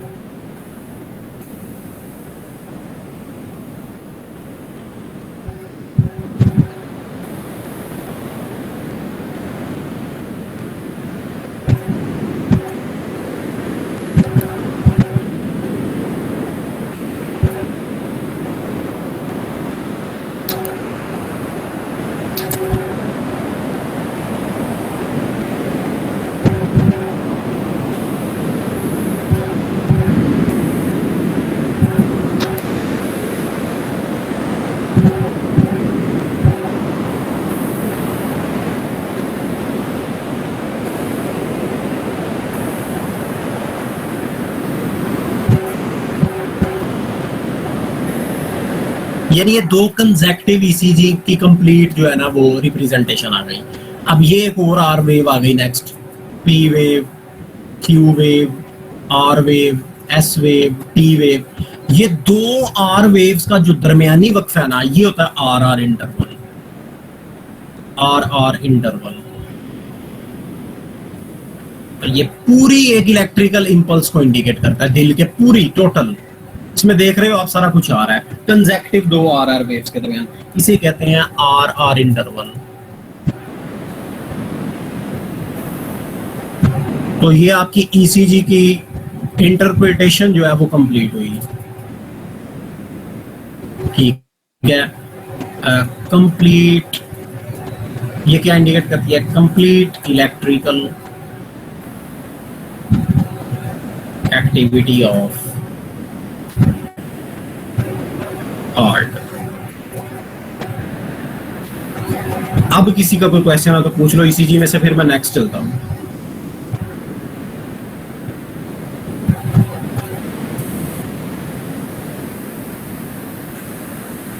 हाँ जी, वन कार्डियक बीट या वन कार्डियक साइकिल इंडिकेट हो रहा है इसमें।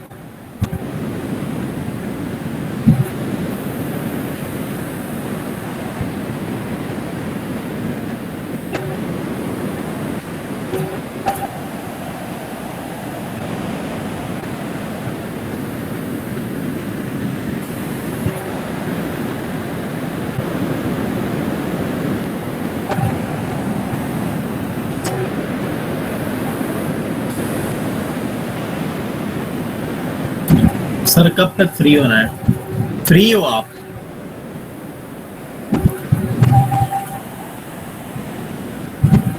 मैंने कहा था जिसको कोई काम है वो चला जाए। सर यू वे वीसीजी में ड्रा करनी जरूरी है, मेन नॉर्मल तो ये शो नहीं होती बट हम ड्रा करेंगे। जी आपने ड्रा करना है क्योंकि आप स्टडी कर रहे हो, आपने करना है।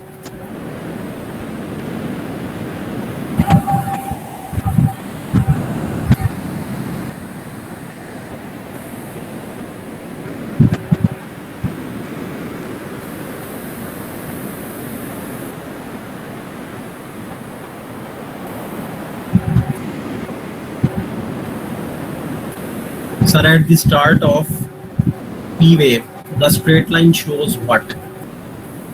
At the start of P wave, straight line. वो पिछले वाली की आखिरी लाइन है, वो पिछले वाले की टी वेव के बाद वाली लाइन है।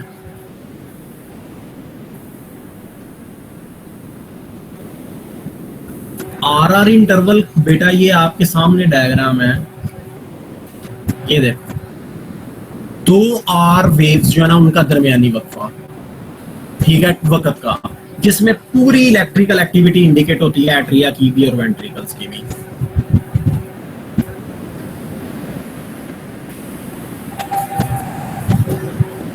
पेपर में डायग्राम के बगैर आपको फेल कर देंगे, क्वेश्चन 0 नंबर मिलेगा। डायग्राम के बगैर आपने ईसीजी वाला क्वेश्चन अटेम्प्ट नहीं करना।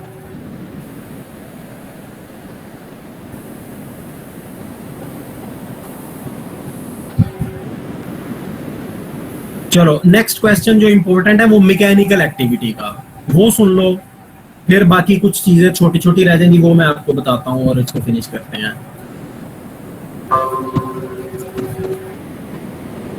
मैं कह बैठा हूँ कि तू फ्री हो, तुम कहीं ना कहीं खत्म हो गया। नेक्स्ट आ जाए कार्डियक साइकिल, दूसरा इंपॉर्टेंट क्वेश्चन। पहला भी है, ये दोनों बराबर के हैं। कार्डियक साइकिल, कार्डियक साइकिल में क्या होता है? पूरी दिल की बीट जो होती है ना उसके अंदर जो जो डिफरेंट जो फेजेस होते हैं, जो डिफरेंट फिनोमिना होते हैं ना, वो ऑल द फेजेस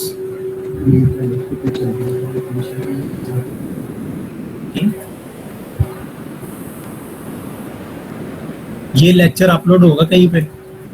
हाँ जी होगा। ऑल द फेजेस और फिनोमिना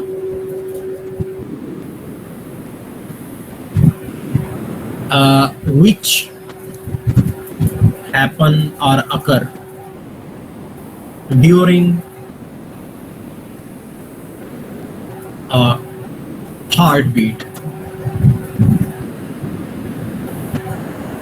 ठीक है, तो दिल को तो यहाँ पे दोबारा बना लेते हैं, वही डब्बे वाले दिल पे आ जाओ, यहाँ पे आ जाओ, इसी पे मैं आपको पढ़ा देता हूँ ये।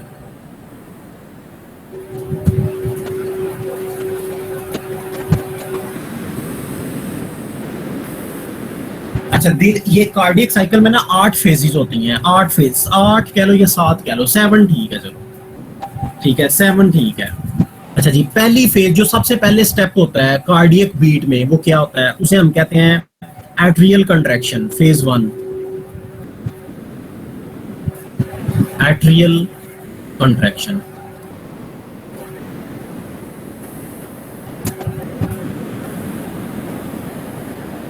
एट्रियल कंट्रैक्शन क्या होता है, इस फेज में क्या होता है कि जो ब्लड आया ना सुपीरियर और इंफीरियर वीना केवा से राइट एट्रियम में, और पल्मोनरी वेन्स के थ्रू लेफ्ट एट्रियम में, दोनों एट्रियम में जो ब्लड इकट्ठा हुआ है ना, ये दोनों एट्रिया इलेक्ट्रिकल इंपल्स रिसीव करने के बाद जो कॉन्ट्रैक्शन करते हैं ना, उस कॉन्ट्रैक्शन की वजह से, जरा गौर करना, इन दोनों की कॉन्ट्रैक्शन की वजह से ये जो इनके और वेंट्रिकल्स के दरमियान में जो वेल्व्स है ना, इनके ऊपर प्रेशर जब बढ़ता है ना, तो ये वेंट्रिकल्स के अंदर ओपन हो जाते हैं, ये वेल्व्स इनके खुल जाते हैं, ओपन हो जाते हैं। क्यों? क्योंकि दोनों एट्रिया जब कॉन्ट्रैक्ट करते हैं, इनके अंदर जो ब्लड का मौजूद है उस पर प्रेशर बढ़ता है ना, चूंकि एट्रिया अंदर की तरफ श्रिंक कर रहे हैं, तो ब्लड पे प्रेशर बढ़ता है। जब ब्लड पे प्रेशर बढ़ता है, वो फिर आगे से रिस्पॉन्स में वो भी प्रेशर डालता है, ठीक है। ब्लड पे फोर्स बड़ी कंट्रैक्शन की वजह से, उसने आगे रिएक्शन के तौर पे प्रेशर लगाया उसके दीवारों पे। अब ये प्रेशर जब पड़ा ना वेल्व्स के ऊपर, तो वेल्व्स ओपन हो जाती हैं, ठीक है। अच्छा, वेल्व्स ओपन होने से पहले पहले तक एट्रिया ने जो कॉन्ट्रैक्ट किया ना, इसको कहते हैं एट्रियल कॉन्ट्रैक्शन। एट्रियल कॉन्ट्रैक्शन ये पहली फेज है। इसके अंदर जो लिखना है ना आपने, वो डॉक्टर जो मुश्ताक की मेडिकल फिजियोलॉजी की बुक है ना, उसमें जो लिखा हुआ है आपने वो लिखना सारा, ठीक है। यहाँ पे समझने की कोशिश करो। फिर आ जाती है फेज 2, नेक्स्ट फेज।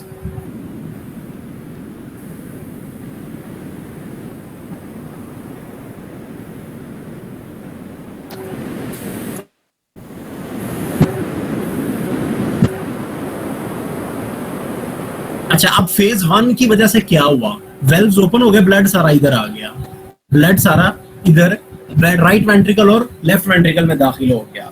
अच्छा, अब जब ये दाखिल होगा, उसके बाद यानी वेंट्रिकल की जो है ना वो कॉन्ट्रैक्शन होगी, वेंट्रिकल की, उसके बाद कॉन्ट्रैक्शन होगी। इसमें ना असल में 1 मिनट बेटा,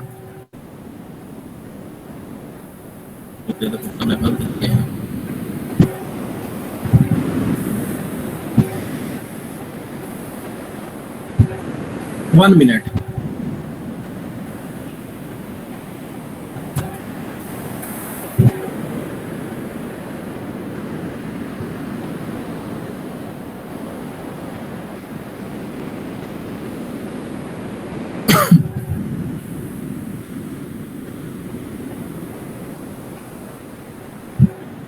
वन मिनट, 1 मिनट।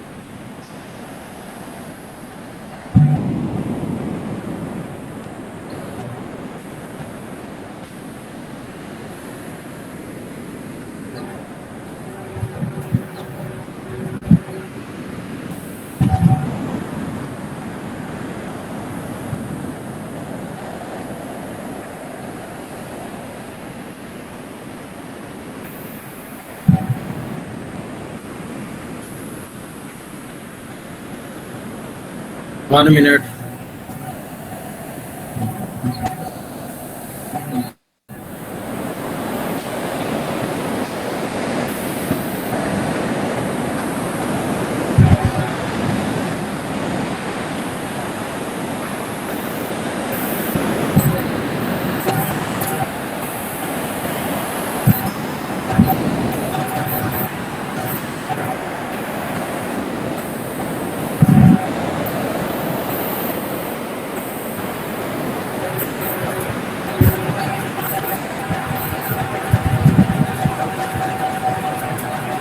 अच्छा जी, नेक्स्ट आ जाए आइसोवॉल्यूमेट्रिक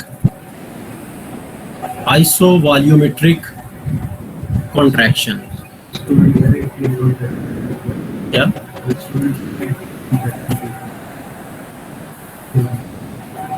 अच्छा एक मिनट, एट्रियल कंट्रैक्शन में क्या होता है, जो पूरी बॉडी में से ब्लड डीऑक्सीजनेटेड राइट एट्रियम में इकट्ठा हुआ था और ऑक्सीजनेटेड ब्लड लंग्स में से लेफ्ट एट्रियम में आया था, जो दोनों जगहों पे जो ब्लड इकट्ठा हुआ है वो क्या होता है कि एट्रिया के जो मसल्स है ना, ये साइडें, ये कॉन्ट्रैक्ट करती हैं अंदर की तरफ, ठीक है, और ब्लड को इंजेक्ट करती हैं वेंट्रिकल के अंदर। दोनों, ये इसमें करता है, ये इसमें कर देता है। क्यों जानते हो? क्योंकि यहाँ पे अंदर जो ब्लड मौजूद है, जब उसके ऊपर फोर्स लगती है ना, उसका प्रेशर बढ़ता है, तो ये वेल्व ओपन हो जाता है, उसको धक्का लगता है, ये ओपन हो जाते हैं वेल्व्स और ब्लड एंटर हो जाता है इसमें, जो है ना आपके जो वेंट्रिकल्स हैं इनमें, ठीक है। उसके बाद आती है, देखो मेरी बात सुनो, वेंट्रिकल्स में जब ब्लड आ चुका है, सारा फिल हो चुका है, तो अब डेफिनेटली फिलिंग के बाद अब वेंट्रिकल्स जो हैं उन्होंने बेटा कॉन्ट्रैक्ट करना है, उन्होंने कॉन्ट्रैक्ट करना है, ठीक हो गया। अच्छा, अब इसमें क्या होता है कि अब वेंट्रिकल्स जब आइसोवॉल्यूमेट्रिक कॉन्ट्रैक्शन का मतलब है कि जिसके दौरान, सुनो जरा बात गौर से, ये वेंट्रिकल की कंट्रैक्शन है, असल में ये वेंट्रिकल्स की कंट्रैक्शन है, ठीक है।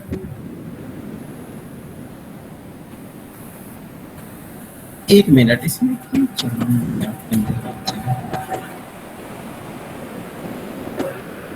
हाँ ठीक है। अच्छा, अब ये सुनो मेरी बात, वेंट्रिकल की अब ये वो कंट्रैक्शन शुरू होगी कि जिसमें ये, सुनो जरा बात बड़े गौर से, आइसोवॉल्यूमेट्रिक का मतलब क्या है? आइसोवॉल्यूमेट्रिक का मतलब ये है कि जैसे ही ब्लड की इसके अंदर फिलिंग कंप्लीट हुई दोनों वेंट्रिकल्स में, अब उसके बाद जो फेज आनी है वो क्या होगी कि दोनों वेंट्रिकल्स ने कॉन्ट्रैक्ट करना है। क्यों कॉन्ट्रैक्ट करना है? ताकि राइट वेंट्रिकल से ब्लड जो है वो पल्मोनरी ट्रंक में चला जाए और लेफ्ट वेंट्रिकल से ब्लड जो है वो एओर्टा में चला जाए, ठीक है। अच्छा अब ये ब्लड इन दोनों वेजल्स में एंटर होने से पहले क्या होता है, देखो वेंट्रिकल कॉन्ट्रैक्ट करना शुरू करते हैं इस फेज के कंप्लीट होने के बाद। अब वेंट्रिकल जब कॉन्ट्रैक्ट हो करते हैं ना, स्टार्ट करते हैं, जैसे ही वो स्टार्ट करते हैं तो ये वेल्व दोनों क्लोज हो जाते हैं। जानते हो क्यों होते हैं? वो इसलिए होते हैं कि इनके अंदर जो ब्लड मौजूद है ना, जब वेंट्रिकल्स कॉन्ट्रैक्ट करते हैं अंदर की तरफ, तो उन जो अंदर ब्लड मौजूद है उस पर जब प्रेशर बढ़ता है, फोर्स बढ़ती है, तो वो साइडों पे प्रेशर फिर रिएक्शन के तौर पे आपने ये वेंट्रिकल्स की दीवारों पे जो है ना प्रेशर एक्सर्ट करता है। जब वो वेंट्रिकल की दीवारों पे प्रेशर एक्सर्ट करता है तो ये वेल्व जो है ना ये ऊपर की तरफ क्लोज हो जाते हैं, इधर ये और इधर ये वेल्व ओपन थे ना इनसे पहले, इससे पहले वेल्व्स ओपन थे। क्यों? क्योंकि एट्रिया ने कंट्रैक्ट करके ब्लड को यहाँ पे इंजेक्ट किया था वेंट्रिकल्स में, ठीक है। तो अब जब वेंट्रिकल कंट्रैक्ट करना स्टार्ट करेंगे तो ब्लड पे फोर्स डालेंगे, ब्लड आगे से प्रेशर बढ़ाएगा अपना, उसके वो लिक्विड है उसने प्रेशर बढ़ाना है जवाब में। अब जब वो प्रेशर बढ़ाएगा तो ये दोनों वेल्व्स क्लोज हो जाएंगे। ये दोनों वेल्व्स तो क्लोज हो जाएंगे लेकिन ये दोनों वेल्व्स अभी ओपन नहीं होंगे। जो पल्मोनरी ट्रंक के स्टार्ट पे वेल्व है या एओर्टा के स्टार्ट पे वेल्व है ना, वो दोनों ओपन नहीं अभी होंगे।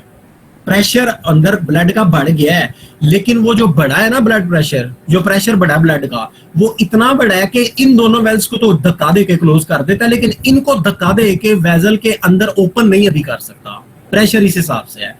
अब आप देख रहे हो कि इस फेज में जब ये वेल्व्स क्लोज हो गए तो यहां से मजीद ब्लड तो नहीं आ सकता क्योंकि वेल्व्स क्लोज हो गए, एट्रिया से अब फर्दर ब्लड नहीं आ सकता।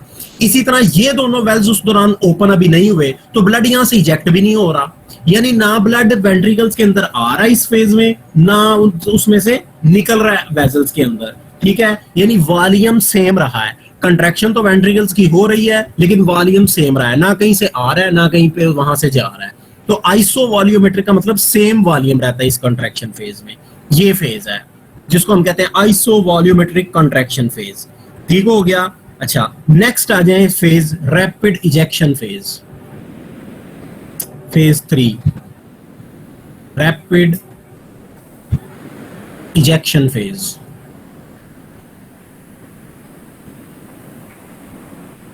ये भी अब ये नेक्स्ट फेज है। ये क्या है, इसमें क्या है, देखो बेटा वेंट्रिकल्स ने कॉन्ट्रैक्ट करना स्टार्ट जैसे ही किया था ना, तो पहले ये फेज आई थी आइसोवॉल्यूमेट्रिक कंट्रैक्शन के, उसमें प्रेशर अंदर, देखो जब वेंट्रिकल्स कॉन्ट्रैक्ट करना शुरू जब उन्होंने किया, अंदर ब्लड के ऊपर प्रेशर ब्लड का बढ़ा, उसने ये वेल्व क्लोज कर दिया प्रेशर बढ़ने की वजह से, लेकिन इसको अभी ओपन नहीं कर सका। लेकिन कंट्रैक्शन जारी रहेगी, कंट्रैक्शन कंटिन्यू रहेगी। जब कंट्रैक्शन कंटिन्यू रहेगी तो क्या होगा कि ये वेल्व तो क्लोज हो चुके हैं, अब ये जो जब कॉन्ट्रैक्शन कंटिन्यू रहेगी तो प्रेशर अंदर बढ़ते बढ़ते इतना बढ़ जाएगा कि ये जो पल्मोनरी ट्रंक के स्टार्ट पे वेल्व है ना, और ये जो लेफ्ट वेंट्रिकल के स्टार्ट, सॉरी जो एओर्टा के स्टार्ट पे वेल्व है, ये दोनों को धक्का लगने से ये ओपन हो जाएंगे, ये दोनों को धक्का लगने से ओपन हो जाएंगे। अब आप समझ सकते हो कि जब ये वेल्व ओपन होंगे तो ये राइट वेंट्रिकल कॉन्ट्रैक्शन की वजह से इतना अंदर प्रेशर बढ़ा चुका है कि ब्लड को रास्ता जब मिलेगा तो बहुत ही तेजी के साथ ब्लड इजेक्ट होगा, बहुत तेजी के साथ ब्लड एंटर होगा। कहाँ पे? पल्मोनरी ट्रंक में और एओर्टा में। लेफ्ट वेंट्रिकल से ब्लड तेजी के साथ रैपिडली इजेक्ट होगा, एंटर होगा, पंप आउट होगा, कहाँ पे? एओर्टा में, और राइट वेंट्रिकल से पल्मोनरी ट्रंक में। ठीक है, तो रैपिड इजेक्शन फेज में ये होता है कि ब्लड रैपिडली एंटर होता है इनटू वेसल्स। ये जो दो वेसल्स मैं बता रहा हूं आपको, पल्मोनरी ट्रंक और पल्मोनरी जो है ना जो है एओर्टा, सॉरी। ठीक है, तो ये नेक्स्ट फेज है। अच्छा, नेक्स्ट फेज, फिर उसके बाद फेज 3, सॉरी फेज 4। फेज 4 ये क्या होता है? फेज 4 में होता है रिड्यूस्ड इजेक्शन या स्लो इजेक्शन फेज। ये थी रैपिड इजेक्शन फेज।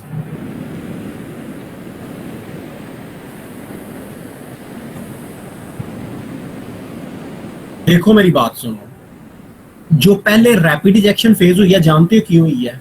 क्योंकि वेल्व ये जो ओपन हुए हैं ना पल्मोनरी ट्रंक के और एओर्टा के, तो उस वक्त पल्मोनरी ट्रंक और एओर्टा में ब्लड ना होने के बराबर था। तो प्रेशर का डिफरेंस कितना ज्यादा आ गया, या कंसंट्रेशन डिफरेंस कितना ज्यादा आ गया कि वेंट्रिकल तो उस वक्त भरे हुए थे। फिर सुन लो, फेज 3 में जब वेल्व्स ओपन हुए तो उस वक्त वेंट्रिकल्स तो टोटली फिल थे, ब्लड से भरे हुए थे, जबकि पल्मोनरी ट्रंक और एओर्टा तकरीबन कह सकते हो, होता तो नहीं ऐसा लेकिन हम कंसीडर कर लेते हैं, फर्ज कर लेते हैं वो खाली थी। तो ब्लड एकदम से एंटर हुआ, उसको जगह मिली ना, तो वो एंटर हुआ। ठीक है, अच्छा, अब वो जैसे ही एंटर रैपिडली हुआ तो कंसंट्रेशन वेंट्रिकल में तो कम होती गई ब्लड की, वेसल्स में बढ़ती गई।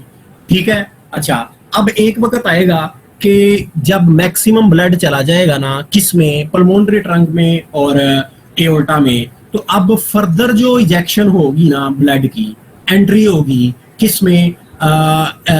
एओर्टा में और पल्मोनरी ट्रंक में, वो अब स्लो हो जाएगी। शुरू में रैपिड हुई थी, बाद में स्लो होती है। कहा यह जाता है कि 75% जो इजेक्शन होती है वो रैपिड इजेक्शन होती है और 25% जो बाकी होती है वो स्लो होती है। ठीक है, तो मतलब कहने का है कि कंट्रैक्शन जो वेंट्रिकल्स किया उसने उसको दो हिस्सों में डिवाइड कर दिया फेजेस में, रैपिड इजेक्शन फेज और स्लो इजेक्शन फेज या रिड्यूस्ड इजेक्शन फेज। ठीक है, रिड्यूस्ड इजेक्शन फेज क्यों हुई है? क्योंकि पल्मोनरी ट्रंक और एओर्टा जो है ना काफी हद तक ब्लड से भर चुके हैं, फिल हो चुके हैं, तो अब जो ब्लड उनमें दोबारा मजीद एंटर होगा वो स्लोली होगा, पहले वाला बहुत तेजी से होगा क्योंकि उस वक्त खाली थी ये दोनों वेसल्स। नेक्स्ट फेज आ जाए, rapid filling phase, phase 5। Phase 5 ये रैपिड फिलिंग फेज।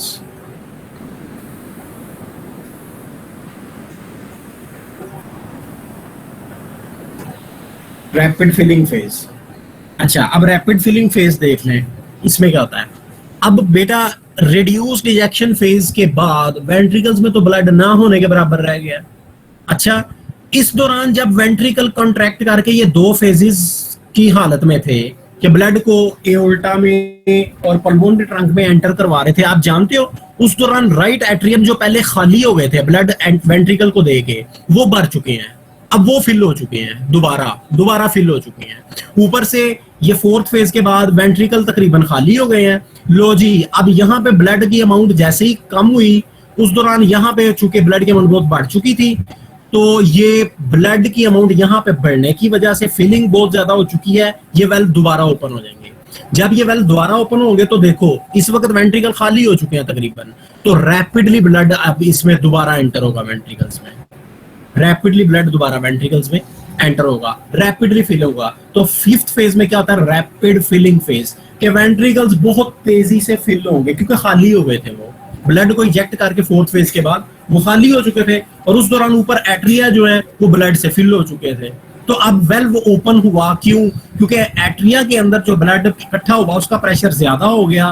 किस प्रेशर से, जो वेंट्रिकल के अंदर ब्लड का प्रेशर था जो बहुत थोड़ा रह गया था उससे, तो वेल्व ऑटोमेटिकली ओपन हो जाएंगे क्योंकि उनको ऊपर से धक्का लगा है और अंदर वेंट्रिकल के अंदर प्रेशर कोई नहीं है, तो वो वेल्व ओपन हो जाएंगे और एकदम से ब्लड जो है वो फिल होगा। अच्छा, next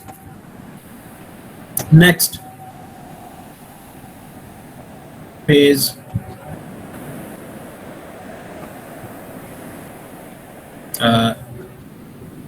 six,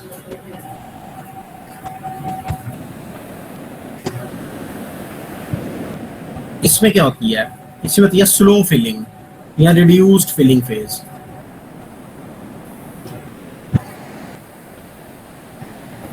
reduced filling phase, ठीक है। इसमें क्या होता है, वही जो वेंट्रिकल के साथ हुआ था कि पहले तो ब्लड अपने फ्लो की वजह से, प्रेशर ज्यादा होने की वजह से, वेल्व ओपन होने की वजह से रैपिडली फिल हो गया। अब जब वेंट्रिकल मैक्सी काफी हद तक फिल हो जाएंगे ऊपर से आप ब्लड आने की वजह से, तो अब जो पीछे ब्लड मजीद रह गया है वो अब डेफिनेटली आगे जगह कम है, तो अब वो स्लोली अंदर एंटर होगा, तो रिड्यूस्ड फिलिंग फेज। अच्छा, ये जो रिड्यूस्ड फिलिंग फेज है ना, ये असल में जानते हो क्यों होती है, ये असल में ये जो पहले नहीं आपने पढ़ा एट्रियल कॉन्ट्रैक्शन, इस वजह से होती है। एट्रियल कॉन्ट्रैक्शन असल में इसमें इन्वॉल्व होती है। तो बेटा ये total cycle I think 0.8 second का है, ठीक है। तो आप सोचो इसमें कितना को टाइम मिलता होगा हर फेज में, ये साथ सारे जो है ना वो होते हैं जो है अपना फेजेस। तो ये था कार्डियक बीट जिसमें ब्लड वेंट्रिकल्स में आता कैसे है और वहां से निकलता कैसे है। कार्डियक साइकिल ये है। उसके बाद ना, अच्छा ये ना आपको एक यहाँ पे बहुत इंपॉर्टेंट बात सुन लो, कार्डियक साइकिल को ना डिफरेंट बुक्स ने, डिफरेंट फिजियोलॉजिस्ट्स ने ना डिफरेंट तरीकों से एक्सप्लेन किया है। कुछ ने सिर्फ 2 फेजेस में एक्सप्लेन कर दिया है, कुछ ने जो है 4 फेजेस में किया है, कुछ ने 6 में किया है, कुछ ने 8 में किया है, डॉक्टर मुश्ताक ने 7 फेजेस में किया है। अब इस वक्त असल में मेरे पास वो बुक मौजूद नहीं है, नहीं तो मैं आपको उसने जो फेजेस बताई है ना मैं आपको उस हिसाब से बताता। लेकिन ये फिनोमिना याद रखना यही होते हैं जो आपको समझाए हैं, ठीक है। उनके नाम उन्होंने डिफरेंट रख लिए होंगे। अब जब आप वो मेडिकल फिजियोलॉजी डॉक्टर मुश्ताक की वहां से फेजेस करोगे ना, बेहतर आप वहां से करें, ठीक है, क्योंकि वहां पे रिटर्न लिखा हुआ है हर फेज के अंदर के ये इसमें ये होता है, और वो जो है ना आपको ये जो चीजें मैंने समझाई अब आप जब वहां से पढ़ोगे आपको फौरन समझ इंशाल्लाह आ जाएगी। अगर फिर भी नहीं आती तो आप ग्रुप में पूछ लेना, मैं आपको वहां पे ना वॉइस नोट में दे के आपको समझा दूंगा इसका ये मतलब है, ठीक है। तो आपने कार्डिक साइकिल वहां से करना है। चीजें यही होती हैं जो आपको बताई हैं, नाम डिफरेंट होते हैं फेजेस के, या कुछ ने फेजेस को ना मजीद आगे डिवाइड कर लिया हुआ है सब फेजेस में। अब नेक्स्ट कुछ डेफिनेशन है वो समझ लो, स्ट्रोक वॉल्यूम, कार्डिक आउटपुट वगैरह।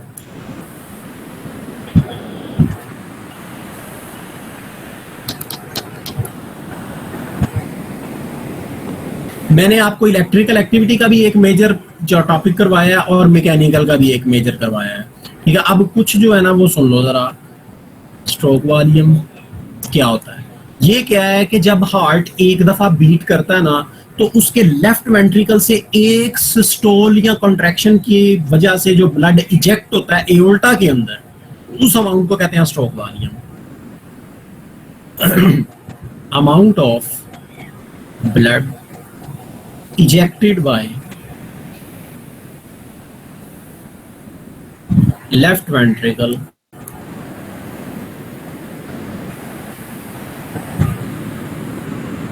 in one systole, एक सिस्टोल की वजह से जो ब्लड इजेक्ट करता है वेंट्रिकल टोटल, उसको कहते हैं स्ट्रोक वॉल्यूम। फिर आ जाता है कार्डियक आउटपुट।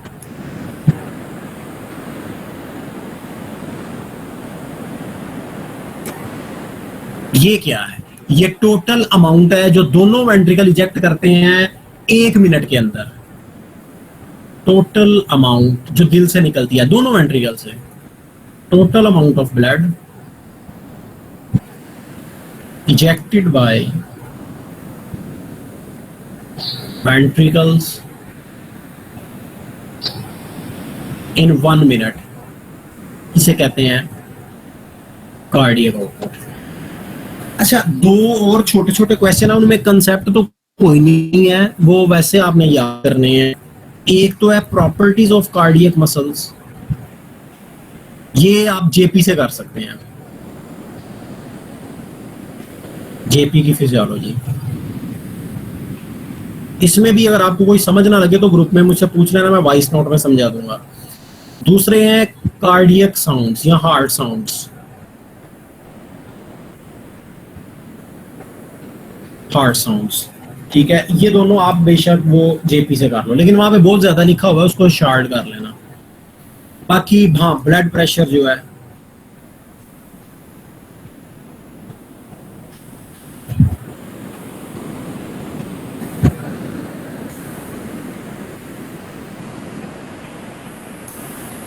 ब्लड प्रेशर जो है वो आपने भी बेहतर है कि आप जेपी से कर लें, बल्कि नहीं, म्यूज की फिजियोलॉजी से करें। ये म्यूज की फिजियोलॉजी से करें, बेहतरीन है, वहां पे बना हुआ।